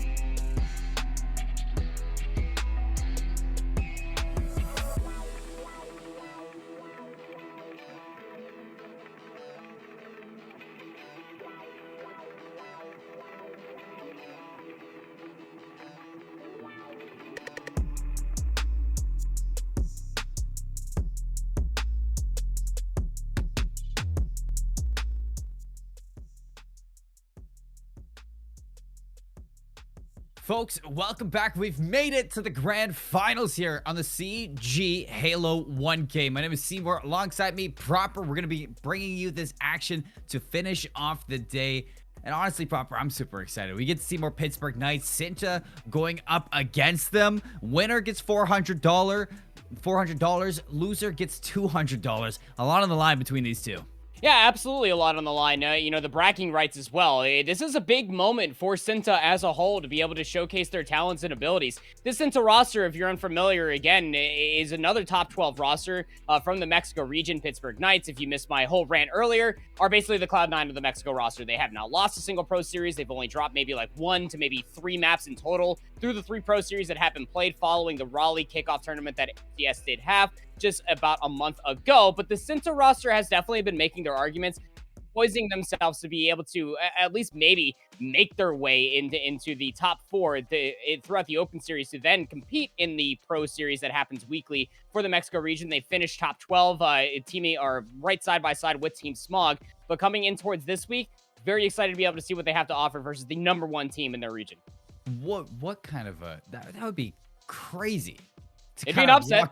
To walk into this, you know, top 12 finish, and then you just take down the Titans just like that. It's an upgrade. It is an upset, and it honestly is something that I would love to see right now. But let's talk about the map set, because this is going to be an exciting one. We're starting off with CTF for map 1 onto Bazaar. We're going to head over to Oddball Live Fire, and since this is a best of 5, we do get 3 maps to start this one off. Slayer Recharge for map number 3. If it goes to the distance, Stronghold Streets, and CTF Aquarius proper. An interesting map set. You know, usually we do see Slayer as map 2 and 5, but this time around, Slayer map number 3, we get a lot more objective. Yeah, people might just be very, very confused. If you're following a lot of Championship Halo action for the past dozen years or so, a Slayer will only be played once, and it's going to be the swing map in map number 3. If that's all speculation that we end up getting that far. It very much so could be the last map. But as far as objective play is concerned, specifically on Strongholds, that's where Knights seemingly are the weakest. But we will end up seeing that until map number 4. But starting things off here on Bazaar Capture the Flag, we brought up the point earlier that you very rarely see 5 full captures on Bazaar. That's it. That's all the way up to the highest level play as far as Halo is concerned. It would be an absolute statement for the entire best of 5 that we have here for Grants if Pittsburgh Knight can get 5 full captures versus Cinta. Well, let's get right into it. Off the start, you do see 3 down for Cinta, as it is going to be power weapons now in the hands of Pittsburgh Knights as they try to siege out this base. You see Promk is able to find one on the grips here from the Rockets. Nice tag at a 1. Burns both of them, tapping buttons, just trying to take down one. Having to use both Rockets is definitely going to be detrimental to this push, but they get the job done. They find the kills, and now Atso is getting this flag pulled. Starting to pull that into back bar first and foremost, and what you actually see on the complete opposite side here for Ascendero. Gonna end up trying to at least do the same thing, a little bit of a counter flagpole action, battles ensuing across the top 2 catwalk side, but numbers starting to favor Cinta in this current juncture of time. A little bit of a stalemate going on. Ascendero trying to find this kill on the tapping buttons. He's gonna finish him off. Nice shots as well, well placed, and can they get this flag out? Can they get this flag return? It's a big, big moment for Cinta now to going up against the Titans. Atso's going to get the kill. They follow up onto him. The return's going to be coming through, and they get the touch as well onto Cinta's flag. So the return's going to go through. The flag's still running for Pittsburgh Knights. You see Drift now making the heads-up play to just make sure that base is cleared out. Pittsburgh Knights are going to answer with a first on the board. Flag captured. First on the board, indeed, and now they're going to be coming off the bounce to be able to see what other map pressure they're going to be able to find. You can even see here the X-ray, a lot of players for Cinta already just starting to funnel their way in towards the red base side, and well, they're going to get decisively taken care of. Now, Prokme is going to end up at least putting themselves inside of the Pittsburgh Knights bar. They'll be quickly dealt with, but this is great time to be able to buy the rest of Cinta off the respawn and try to get themselves back to the middle of the map. Can't find the first, because that'll be quickly teamed on up and traded back through. So things will remain a slight bit of a stalemate across the middle of the map so far. Zeta pounding away into the base. Take it down swiftly. Promocate for the trade in the middle of the map. Still keeping this as well. Can find 2 onto that. Missing the shots. Gambino had the Mangler. a chance to turn things around for a little bit of a reversal, but now Senta pushing this base. Pittsburgh Knights, where they're going to spawn. It looks like Drift inside the sewers. They can put some shots down, keep Promise away from the base, wait for the respawns, but the nade's going to be good. They find the kill, and still trying to make things a little bit more stabilized. Are Senta for this flagpole. Gambino's going to fall. You do get a trade inbound, so 3v3. At the moment, Flag's gonna get pulled from Promake, and they get it into Atena as well. So pulling this one to the right side of the map, tapping buttons in a little bit of a 1v1 right here. This kill would be large and in charge, but the Flag doesn't get down. These players still alive from Pittsburgh, and Senta taking a long time to make something happen proper. The Bulldog up top there. Datsu thought that they might have a little bit of an easier engagement to be able to maybe get up towards this flag and throw it down center of the map, but Ascend, again, is still in the backside, and Havita is actually able to completely come up from the market jump up. We'll start moving that flag towards the middle of the map. M41 Spanker has now been brought up. Why Wyatt, but will still throw that rocket down. Somehow did not guarantee themselves that kill somehow, some way, but still the red flag here for Knights over by the double doors. It's starting to be returned for the time being, and whoa, we've been there before, Gambino. That flagpole is absolutely rendered in, and it will cost you a life from time to time. Feels bad, man. Return's gonna come through nonetheless. Tapping buttons gonna get that one back to base. Even walks away with the kill on Datsu as well. Here comes Senta for the swing. A couple kills go their way, but a couple kills go out of their way as well. You do see one kill onto Drift. The trade's going back and forth. We got 3 seconds on an overshield. The Pittsburgh Knights get their hands on this one. It could be the means to a second flag capture. We saw what they did last time they had this inbound, and who else but tapping buttons. The Slaying Demon himself, 11-6 to make this happen. Overshield in the hands. We'll trade melee, so the overshield got quickly dealt with. Datso was trying to deal with another player that was over by the double doors. We'll actually see Procmay spawn up behind that thruster, so trying to hold their life for now, but then they'll be quickly dealt with as well. And I love the setup that is coming out from the Knights. They did not hesitate. They got that overshield. They got players inside the bar, and now they're starting to manipulate the rest of the map, knowing that all of Senta are spawning over by the overshield. 2 for 1. Vita caught at market. Drift now 3 players down, and like I said, this setup was perfect. Nobody's here to stop this. Pittsburgh Knights are going to put 2 on the board. Gambino going to put that one down as well. Just look at how different these scores are. 2-0 for Pittsburgh Knights, 14-7 for Tapping Buttons, 10-7 for Gambino. Everybody on Pittsburgh Knights double digits in the kill factor. Senta now starting to fall behind in the slaying, and Pittsburgh Knights are keeping this pressure up on their base. A little bit of a fadeaway there from Uchiha as well. And Atso going to open things up for another rally. Oh, and the grapple play as well. Datsu had no idea that was going to be coming down, but so, hey, Pizza, up. We'll end up at least finding the trade. We'll see 3 players just start scrambling past their fruit stand in the middle of the map. Players being crossed up on all different fronts so far. What can Ascendrado do? We'll end up finding one more player. That's going to be Gambino with the Mangler. Knows that there's one more player that was weak over by the jump up, but they're not exactly healthy at this current juncture of time column. But what has been going so right for Pittsburgh is that they still were able to get this map past their double doors. Datsu's going to get traded all the way down. Drift's now going to try to collect this to bring it a little bit closer, and Hefita will go down. So this is surely going to look like a flag capture here. Drift will bring this in. Going to be the 3rd capture on the board for the Knights. Not sure what Hefita was thinking with that. Just sliding down onto the stack, dropping as well. Power weapons are going to be up. Tapping buttons again, getting that overshield. And this time the Spanker's up as well. The backsmack from Drift. Gambino gets the rockets. 3 down now. We said we don't always get to see a bizarre 5 capture, but with 5 minutes and 45 seconds left on that time clock, Pittsburgh Knights again getting this and another 3 down. This flag capture might be the 4th. It might be the setup for Pittsburgh Knights setting up a domination here in the grand finals. It absolutely will be. I mean, you can just see how decisive they are, just knowing exactly where they want to be at the right moments of time, getting all the power weapons to be able to garner them so much map pressure as well. Drift is just going to casually slide this one in for the 4th capture. And this brings me back to when we were watching them in the semifinals versus Team Ignis. Again, another team that was actually in the Pro Series for the Mexico region, Colin. And even then on a Slayer, Pittsburgh Knights, every single time they got a power weapon, every single time they even found a kill, they could go 2 for 1. But the amount of map control that it garners them is absolutely sublime. Brock made a couple shots from Atena just to thin the lines of Pittsburgh Knights, putting pressure on Senta's spawn. As Brock very far away from his teammates. Grab hook's gonna get picked up. Gambino, I don't know how he didn't fly to that one, but second time is good.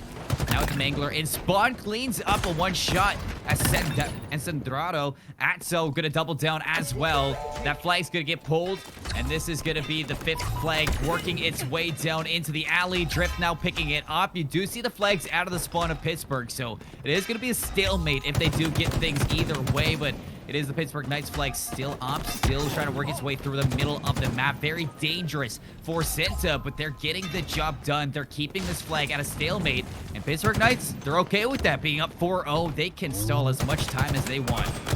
Big one be won over by the red flag, as well as Sandrado is going to be able to clean up Drift, but can't stick that return, not for the time being. You got 4 minutes left to play. Flags on both sides of the opposite sides of which they are supposed to be at, and at this current state of time, yeah, you're absolutely right. The Knights very happy with where they currently are standing at. They can continue to exhaust time, knowing that it's only 3 minutes and 45 seconds. They could just continue to slay out. If they get the return, it'll be a 5th capture in the end of the map. But even still, if they can't, they know that they're going to win it regardless. They're just sitting there, arms crossed, like, okay, we can do this the easy way or the hard way. You know, which one's it gonna be? Tapping buttons, trying to make it the easy way right now, setting up for this return, but the kill's still coming through for Cinta to keep this flag alive. Datsu looks like he's got a little bit of a 1v1, a 2v1. Atso caught in the open. Hey, Fida lives long enough for that help to come through, and you can see power weapons coming up in 16 seconds. That Spanker gonna be alive, and right now Cinta setting up for it as well. So this Spanker might be able to open things up. This could possibly lead to them getting a flag on the board. Very much so could, but gotta Drift! When we won it, one capture is just one capture. At the end of the day, they are down horrendously. They need 4. There comes the clearance. The flag will end up being thrown back out.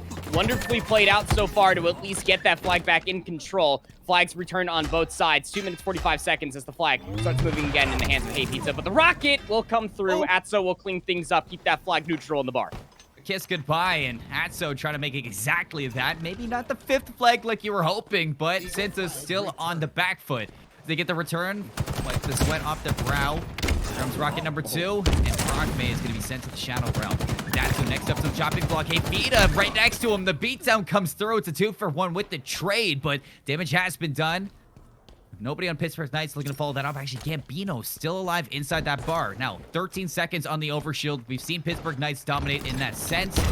And again, this could set up for that flagpole that Pittsburgh Knights have been looking for to put the nail in the coffin. Gambino's going to drop. Drift pushing the other side. Tapping Button's going to help out a little bit. And now, time for them to fly. Time for them to fly indeed. Tapping Buttons up on that catwalk side. Overshield will be put into the chest of Atso, and that's going to garner them yet another flagpole to start trying to get this 5th and final flag capture that they need. 4-0, a minute 40 left to play. Nice shots coming through from Atso to be able to clean up that double kill. Assist to the overshield has a few more players up on their top bar, but you can see Drift on the map itself is still just flying. It's quite literally Tokyo drifting their way towards victory. The 5th flag capture will surely be coming through. Pittsburgh Knights, a decisive opening capture of the flag.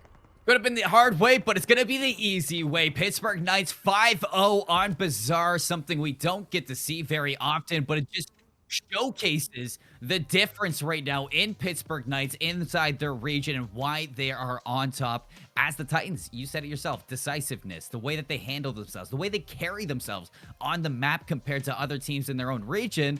They are a Titan. They have control. They trust each other. And when they are pushing a base, they are doing it as one core group. Yeah, this Pittsburgh Knights roster, again, I'm very, very saddened that they had outside forces that did not allow them to end up coming back or end up coming up to North America to compete in that Raleigh kickoff tournament. It kind of goes in that same notion with Ascend, that I just want to be able to see these regions, and you can even put Chiefs from ANZ in that same exact category, to be able to compete against other top teams, because we're going to constantly see this from the Pittsburgh Knights roster. I mean, going in towards the next map, Cinta can absolutely put up an argument for it. We got to see, especially on Livefire Oddball, you go back to Knights versus Ignis in their semifinals match, that they were not necessarily the most, I guess, decisive. They didn't absolutely blow them out. It was a 2-0, sure, but those rounds were certainly close for themselves. Again, they are gods of the region, but they absolutely do bleed here, Colin. But this Pittsburgh Knights roster, again, they have just been a force to be reckoned with when it comes down to Mexican Halo as a whole. And it's going to continue to be a lot of more days, a lot more weeks of the Pro Series until I truly can say that one team is going to be able to take them off of their pedestal. I mean, this is esports. This isn't Greek mythology. These people are just like you. I mean, they grind, they play the game, and they get the communication on lock. So, you know, it's just a matter of time before the ever so evolving esport that is Halo starts to close the distance here inside the region. And Cinta, they have that chance now to showcase what they have to offer. Oddball Livefire, you're talking about what's up next. That is going to be what's on the menu. And if they want to go even and set up that map 3 swing map that could be that Slayer that could just rip the objective out of the game and set up some really hype plays for either side, it has to be this oddball live fire that goes even to push that map 4 as well. What are we looking at here inside the map?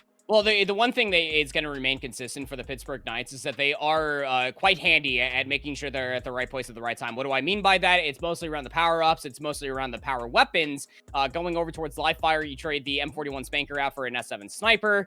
You do have the Heat Wave that is in bottom center. The Mangler is not on dynamic respawn. It spawns up outside the A strongholds just over by those sandbags. Not to mention the Brute Grenades and the Repulsor that is also in play over by the B strongholds. But the main focus for it all is going to come around from that overshield. The overshield makes or breaks, pun intended, towards a lot of these oddball setups. If you have that overshield, it becomes a little bit easier to be able to break these setups that either of these two teams are probably going to be looking towards. Pittsburgh Knights, when we go back towards that semifinal match versus Ignis, really enjoyed that C Stronghold setup, getting a sniper rifle up on the top side of the C Strongholds as a whole. It'll be tapping buttons that picks it up first. Not just the sniper, but the Heat Wave 2 is going to put a shot in the back of Hayfida.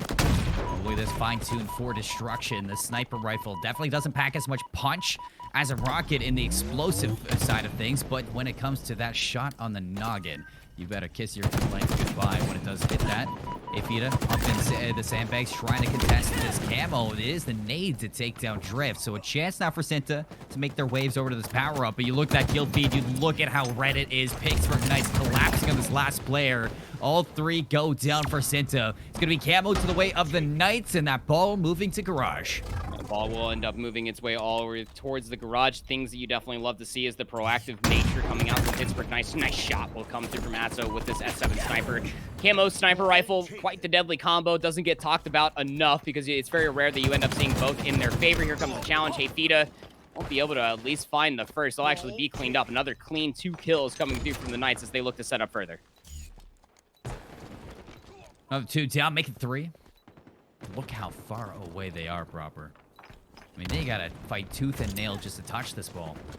You can see somebody's actually slipped the lines through tunnel. Here comes the hip fire, not gonna be there onto Hayfida. Soon the communication will come in that somebody has slipped this line, but and it looks like tapping buttons is on the case. So trying to lock things down. Here comes the AR, the beat down as well. Enough shields down to make it happen.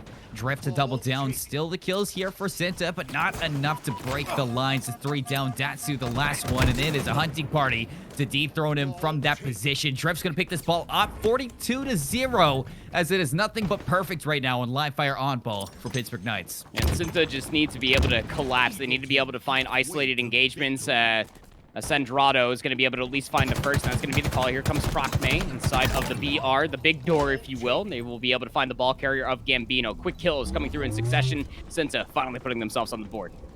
And this pulled back green is going to be important because as soon as these players come through, and by chance they are going to come through, here comes Atso around the corner, taking care of by Promke, very heads up, but now that play ball is going to be thrown off the map. 10 seconds to their hand. Datsu's cleaned up as well. Anybody on the rotation, on the respawn to make this happen or pick this up and rally it back for the team? Yeah, Sendrado is going to be there with Hayfida above.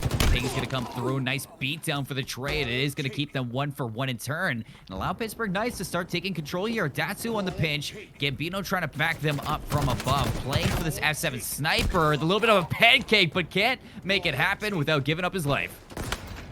Mangler in the hands here for Drift, going to be at least trying to clean up this kill. Nice nade actually coming through from Procme to at least ensure that one teammate will stay alive, but the one fact still remains. The proactive rotation coming through from the Knights being able to clean up from the ball will rotate it all the way to the backside of Dirt. They have power weapons to play as well, as you see tapping buttons in the kill feed.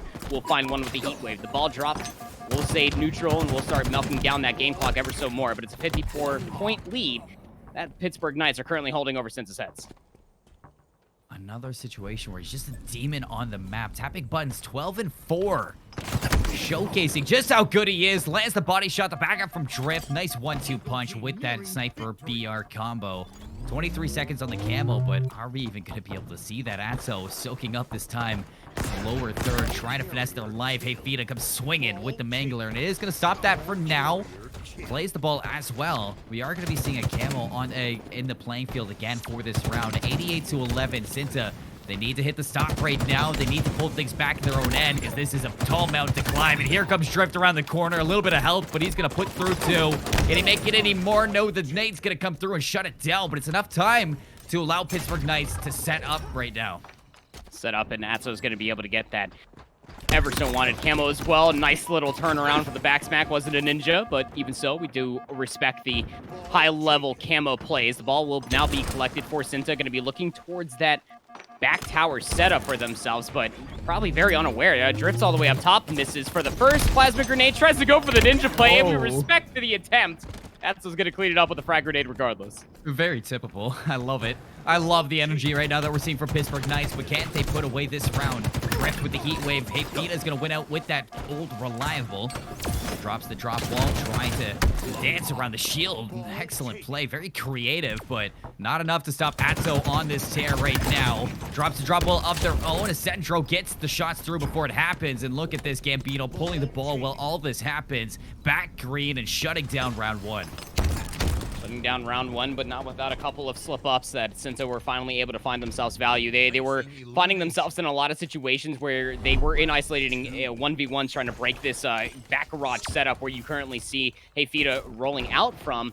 That's almost what it has to come down to, a multi-pronged attack to be able to break these setups that Pittsburgh Knights are playing with, because you know when it comes to isolated engagements, they're going to come out on top of it. Now it's Knights spawning on the favorite side of the map. We'll be looking at that Mangler, going to be looking at a lot of these different box slides to their value, and for the attempts, well, it comes up absolutely flat. Pittsburgh Knights with another clean opening for themselves. It's a big 3-for-1 as they're going to start getting that ball in their hands. Active camo going to be up as well. Atso to receive that. Drift. The Mangler can get the shots off. No, Datsu one step ahead. And here comes Atso Chihao with this Mangler in hand. Lands two, swaps the BR to finish things off. And ooh, can he get out with the camo? Can he get out with the camo? Just trying to stay alive out in the open and dancing to keep this camo in play. Back up the hop up, lands both shots. Can he get it done with the BR? Not just yet. Going to have to wait for the teammates to come in for reinforcements. And here they come. Drift, good for one. Excellent slaying from Cinta. The ball gets reset in the meantime, and they've actually managed to slay out enough to deter Pittsburgh Knights from turning that active into anything really strong. Yeah, that's absolutely right. They're only sitting up at about 3 seconds. Ball reset to your point there, Colin, and we can see here from Procmace's perspective, still has 3 big 50 cal bullets inside. This S7 sniper will miss the opening one hip fire shot. Ascendrado thought that they had enough space and opportunity to be able to grab that ball, but it was just in the waiting sightlines for the Knights. They're going to clean up those 2 kills and start rotating this ball back dummies. Procmace trying to set up right now to shut this down. Knows exactly where this ball is going, but Pittsburgh looks like they've rotated accordingly and cut in the open. Pants down. Procmace going to drop that S7 sniper. Top mid, deliver it now to some Pittsburgh players who may be looking for that, but we swap over to Drift. Heat wave, making the flank, lands both shots deadly, thins the line, and is able to thin Pittsburgh Knights' chance of having to fight a lot of these numbers. Nade's gonna bounce back in a big 1v1 against Gambino. Datso is able to come away with that. Looks like they lost the camo again, so peekaboo. Here comes Drift with the heat wave and the assassin play. Has the heat wave plus the camo, another deadly combo, but they're the only player that's close towards this ball. Kills ensuing all the way across top center as well. 2 more dead for Cinta. That means that Drift can continuously bring this ball all the way to the back. And just look at the map control that Knights are playing with as well. Because of that, that means that one angle over by the B field won't be covered, but Drift, my word, that's a gunfight that they had no business winning, but assist to the heat wave. There's a reason they call him Drift. Because he's sliding with the heat wave right now. What a kill. That's just going to be more time now to the Pittsburgh Knights. Like you say, the map control, it's accelerating right now for this team as Drift trying to put together another kill with that. It is going to be an assist as Hey Fita working their way into the garage. At the same time, look at this rotation that's happening. They're going to throw that ball down into tunnels. A little bit of a brawl going on inside of this map, and Sintra now, they have to slay out a little bit more to make it happen. Atso, slippery as could be, finds a way around that, kills Datsu, and it's just going to be more control of the Pittsburgh Knights. Again, the proactiveness really starting to ensue. Drift off screen with that S7 sniper will end up finding the head of Procmain. Well, now they're reading where Hayfita's starting to come from. They are weak over by the window. It's going to be a 2 different side attack. Hayfita's actually able to find one for Gambino. Can't actually get the ball all the way to the open field. It would have been a losing battle regardless, as Atso was right around the corner to be able to collect said slay and put themselves back in control with the ball.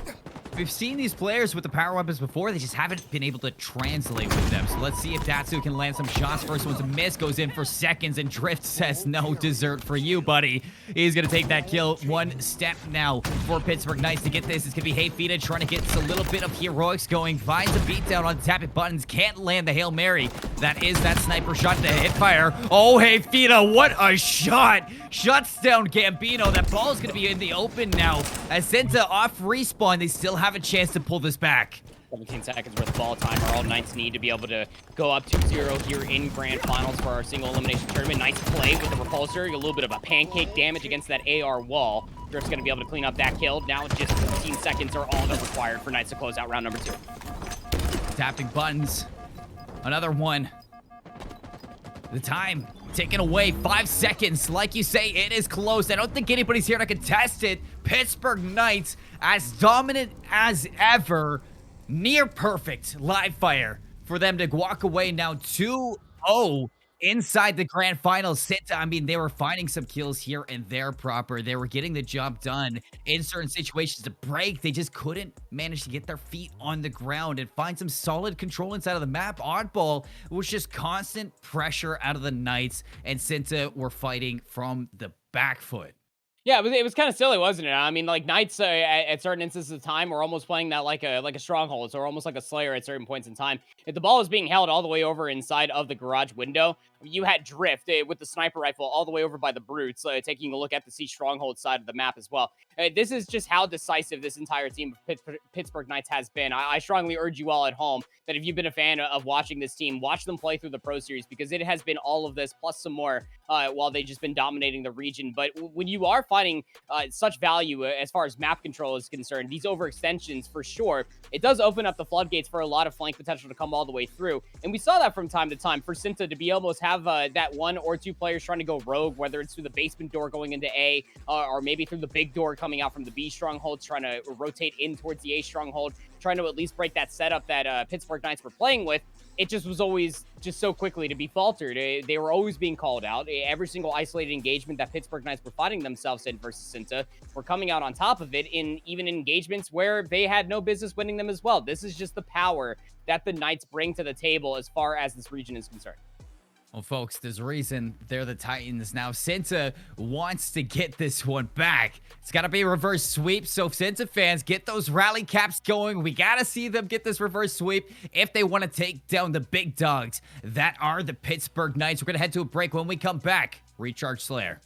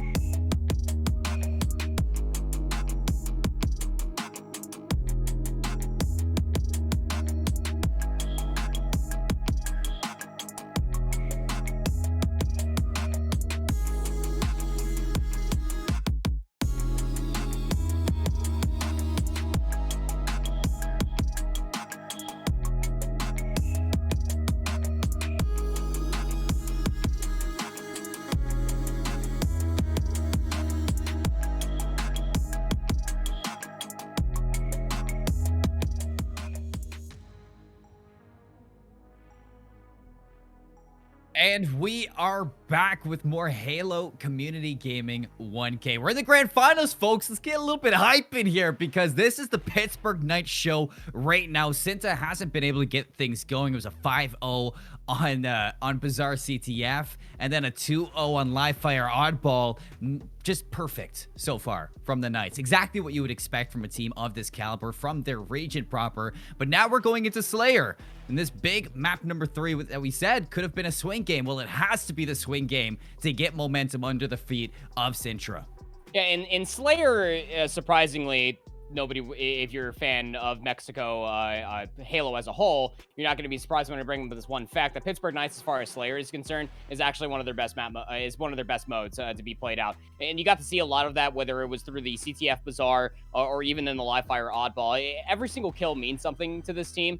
And what that ends up meaning for them is just another setup. It's just another power position to be looking at. Recharge Slayer and just Recharge as a map as whole are riddled with power positions and cross mapping and spawn traps as well. That if Cinta cannot decisively go 3 for 1 within the feed, this one could be rather disastrous. But I have hopes. I'm a big optimist, and I would love to be able to see Cinta be able to come to their own because let's be honest here, Colin. They do have the Open Series to play through tomorrow to see if they can qualify to be top 4 to then compete against other pro teams in the Mexican circuit for the Pro Series. They placed top 12 last week, just missing it out by a couple other games. This would be a great testament. A lot of learning experiences for them to be able to show what they can do within this region. It'd be great indeed. I mean, it's not even that. It's just to prove to yourself that you can do it.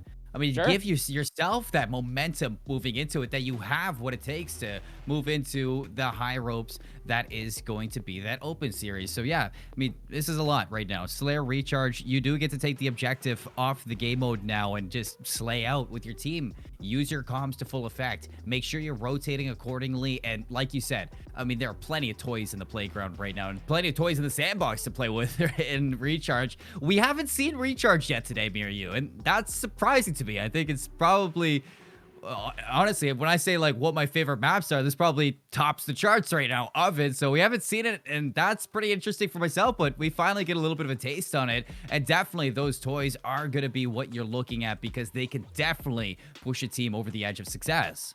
Yeah, Mangler just outside of the bottom elevator. You got the shock rifle just above the B strongholds, or batteries, as we like to call it. The camo down in the pit, as well as the energy stored on the backside of the C stronghold. But we'll have to see if Cinta can end up denying Knights from getting those power-ups and getting those power weapons, because going back to Livefire Oddball, even when they got it, they truly struggled to be able to amount those into a handful of kills.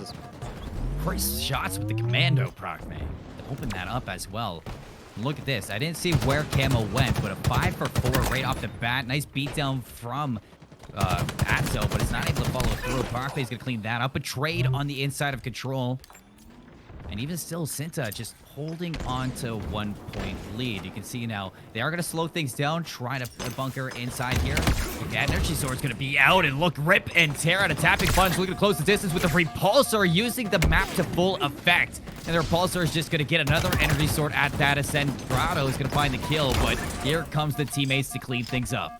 Yeah, big trade still coming through, though, for Cinta, keeping this within, well, what was previously 2, but Gambino is going to be able to get the back smack on the Hayfita, and they're going to be able to continuously set themselves up inside pipes. Now tapping buttons, has that grapple combo with the sword. We know how deadly this is, has one player in sight. They were weak. The energy sword usage was egregious, but still not to kill. The grapple towards top 8. Can they get the triple? Oh, baby, they sure can. Oh, baby, they can. Hey, Fita is just questioning right now. He's like, do I even want to chow this right now? I mean, that's tapping buttons. I mean, he has been slaying out so far, and that is going to be a hard 1v1 to take. So here he comes, a little bit of help. He's going to finish off Tatsu, replacing the energy sword that's empty for Mangler. That's looking for kills. Trying to finesse his way around. Knows that that's there. He has the grapple hook in. Look at this. I love that addition. What an addition to Infinite. I mean, that is just not something you get in any other Halo title, and that's just going to give him even more now to push this lead for Pittsburgh. Hey, even one shot still is able to find a 3-shotted individual of a Sendrado up top. Let's have the Mangler as well as the strike rifle as well. And, well, there's a nice little perfect shot to come all the way through.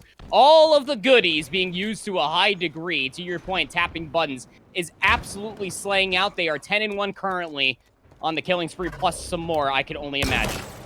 King of the sandbox right now. He's tapping buttons. Here comes Shrimps sliding on out. Oh, Ooh.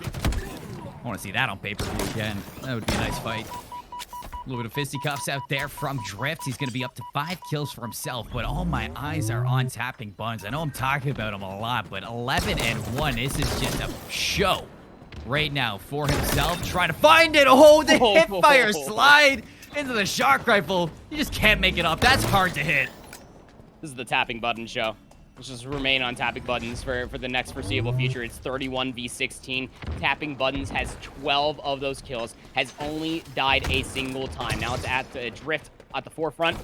Does have the Kneeler in their hands, but not many players to be able to be looked at. We'll find the backs back onto 1. It's gonna be a Heyfita down. So now you gotta almost bring yourself back if you are Cinta. I mean, they're still really aggressive on trying to at least find all of these kills. Finally, Tapping Buttons will go down. That's only their second death, by the way. But quick kills in succession will at least mean something for Cinta. It's going to be map positioning for 1, but they're still down 13. Oh, I love this. They're flying right now. They're working together, and they cannot overwhelm the second. It does fall flat on their face, but I love they're not scared of the Knights.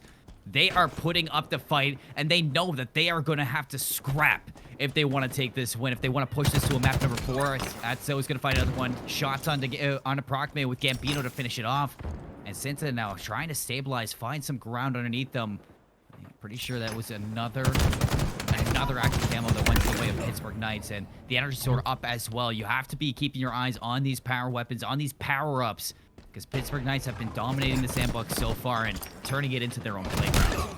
11 more kills, now just 10 for the Knights to be able to close out map number 3 and be your Community Gaming 1K champions on this fine Saturday. But we'll have to see, as Cinta will finally pass that halfway margin. But again, as they were flying previously, holding hands, trying to double challenge a lot of individuals. Look at the Knights just isolating players, catching them off guard continuously. Slay after slay, now just 6 kills remain. Only 6. Here they come. Hunting party. Gambino from Procme. Datsu still keeping up the pressure here for Cinta, trying to fight fire with fire, but Drift's got his hands on a shock rifle again. He's taking heads. He's going to find a Centrado, and now looking to close in are the rest of them. The collapse is going to be out. 3 kills left. Commando spraying down and praying that he's going to cock away with it. Swaps over, finishes the kill. 1 remaining now as Centrado is tagged up, called out, and Gambino's going to put it through with the frag grenade. That's a spectacular 50-26. Pittsburgh Knights making it look like a walk in the park, and they're going to be your champions today in the Community Gaming Halo 1K.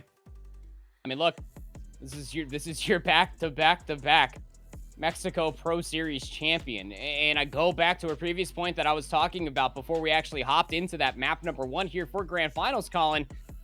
I can't wait for Kansas City. I really can't, because that regional, yes, when we finally get all of these teams coming back, we didn't get the opportunity to be able to see what this Knights roster would look like at Raleigh due to outside forces keeping them away from that event.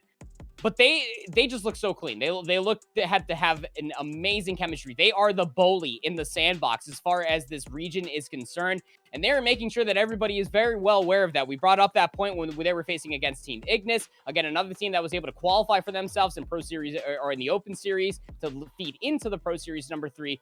They got their butts handed to them in that Pro Series number 3 by Pittsburgh Knights, and it happened again into earlier on. Another team here for Cinta that looked very strong even in that semifinals match, sure, but that's still a top 12, top 10 team at the end of the day as far as placings are concerned within this region as a whole. This is the discrepancy that you will continuously see when it comes down to the Knights versus the rest of the region. They are that much ahead of the rest of the competition. They are decisive. These 4 players are just so quick, so affirmative on just finding all of the kills, finding value with each one of the power weapons. Their teamwork is sublime, but who's going to step up to the plate as far as this region is concerned to dethrone these kings?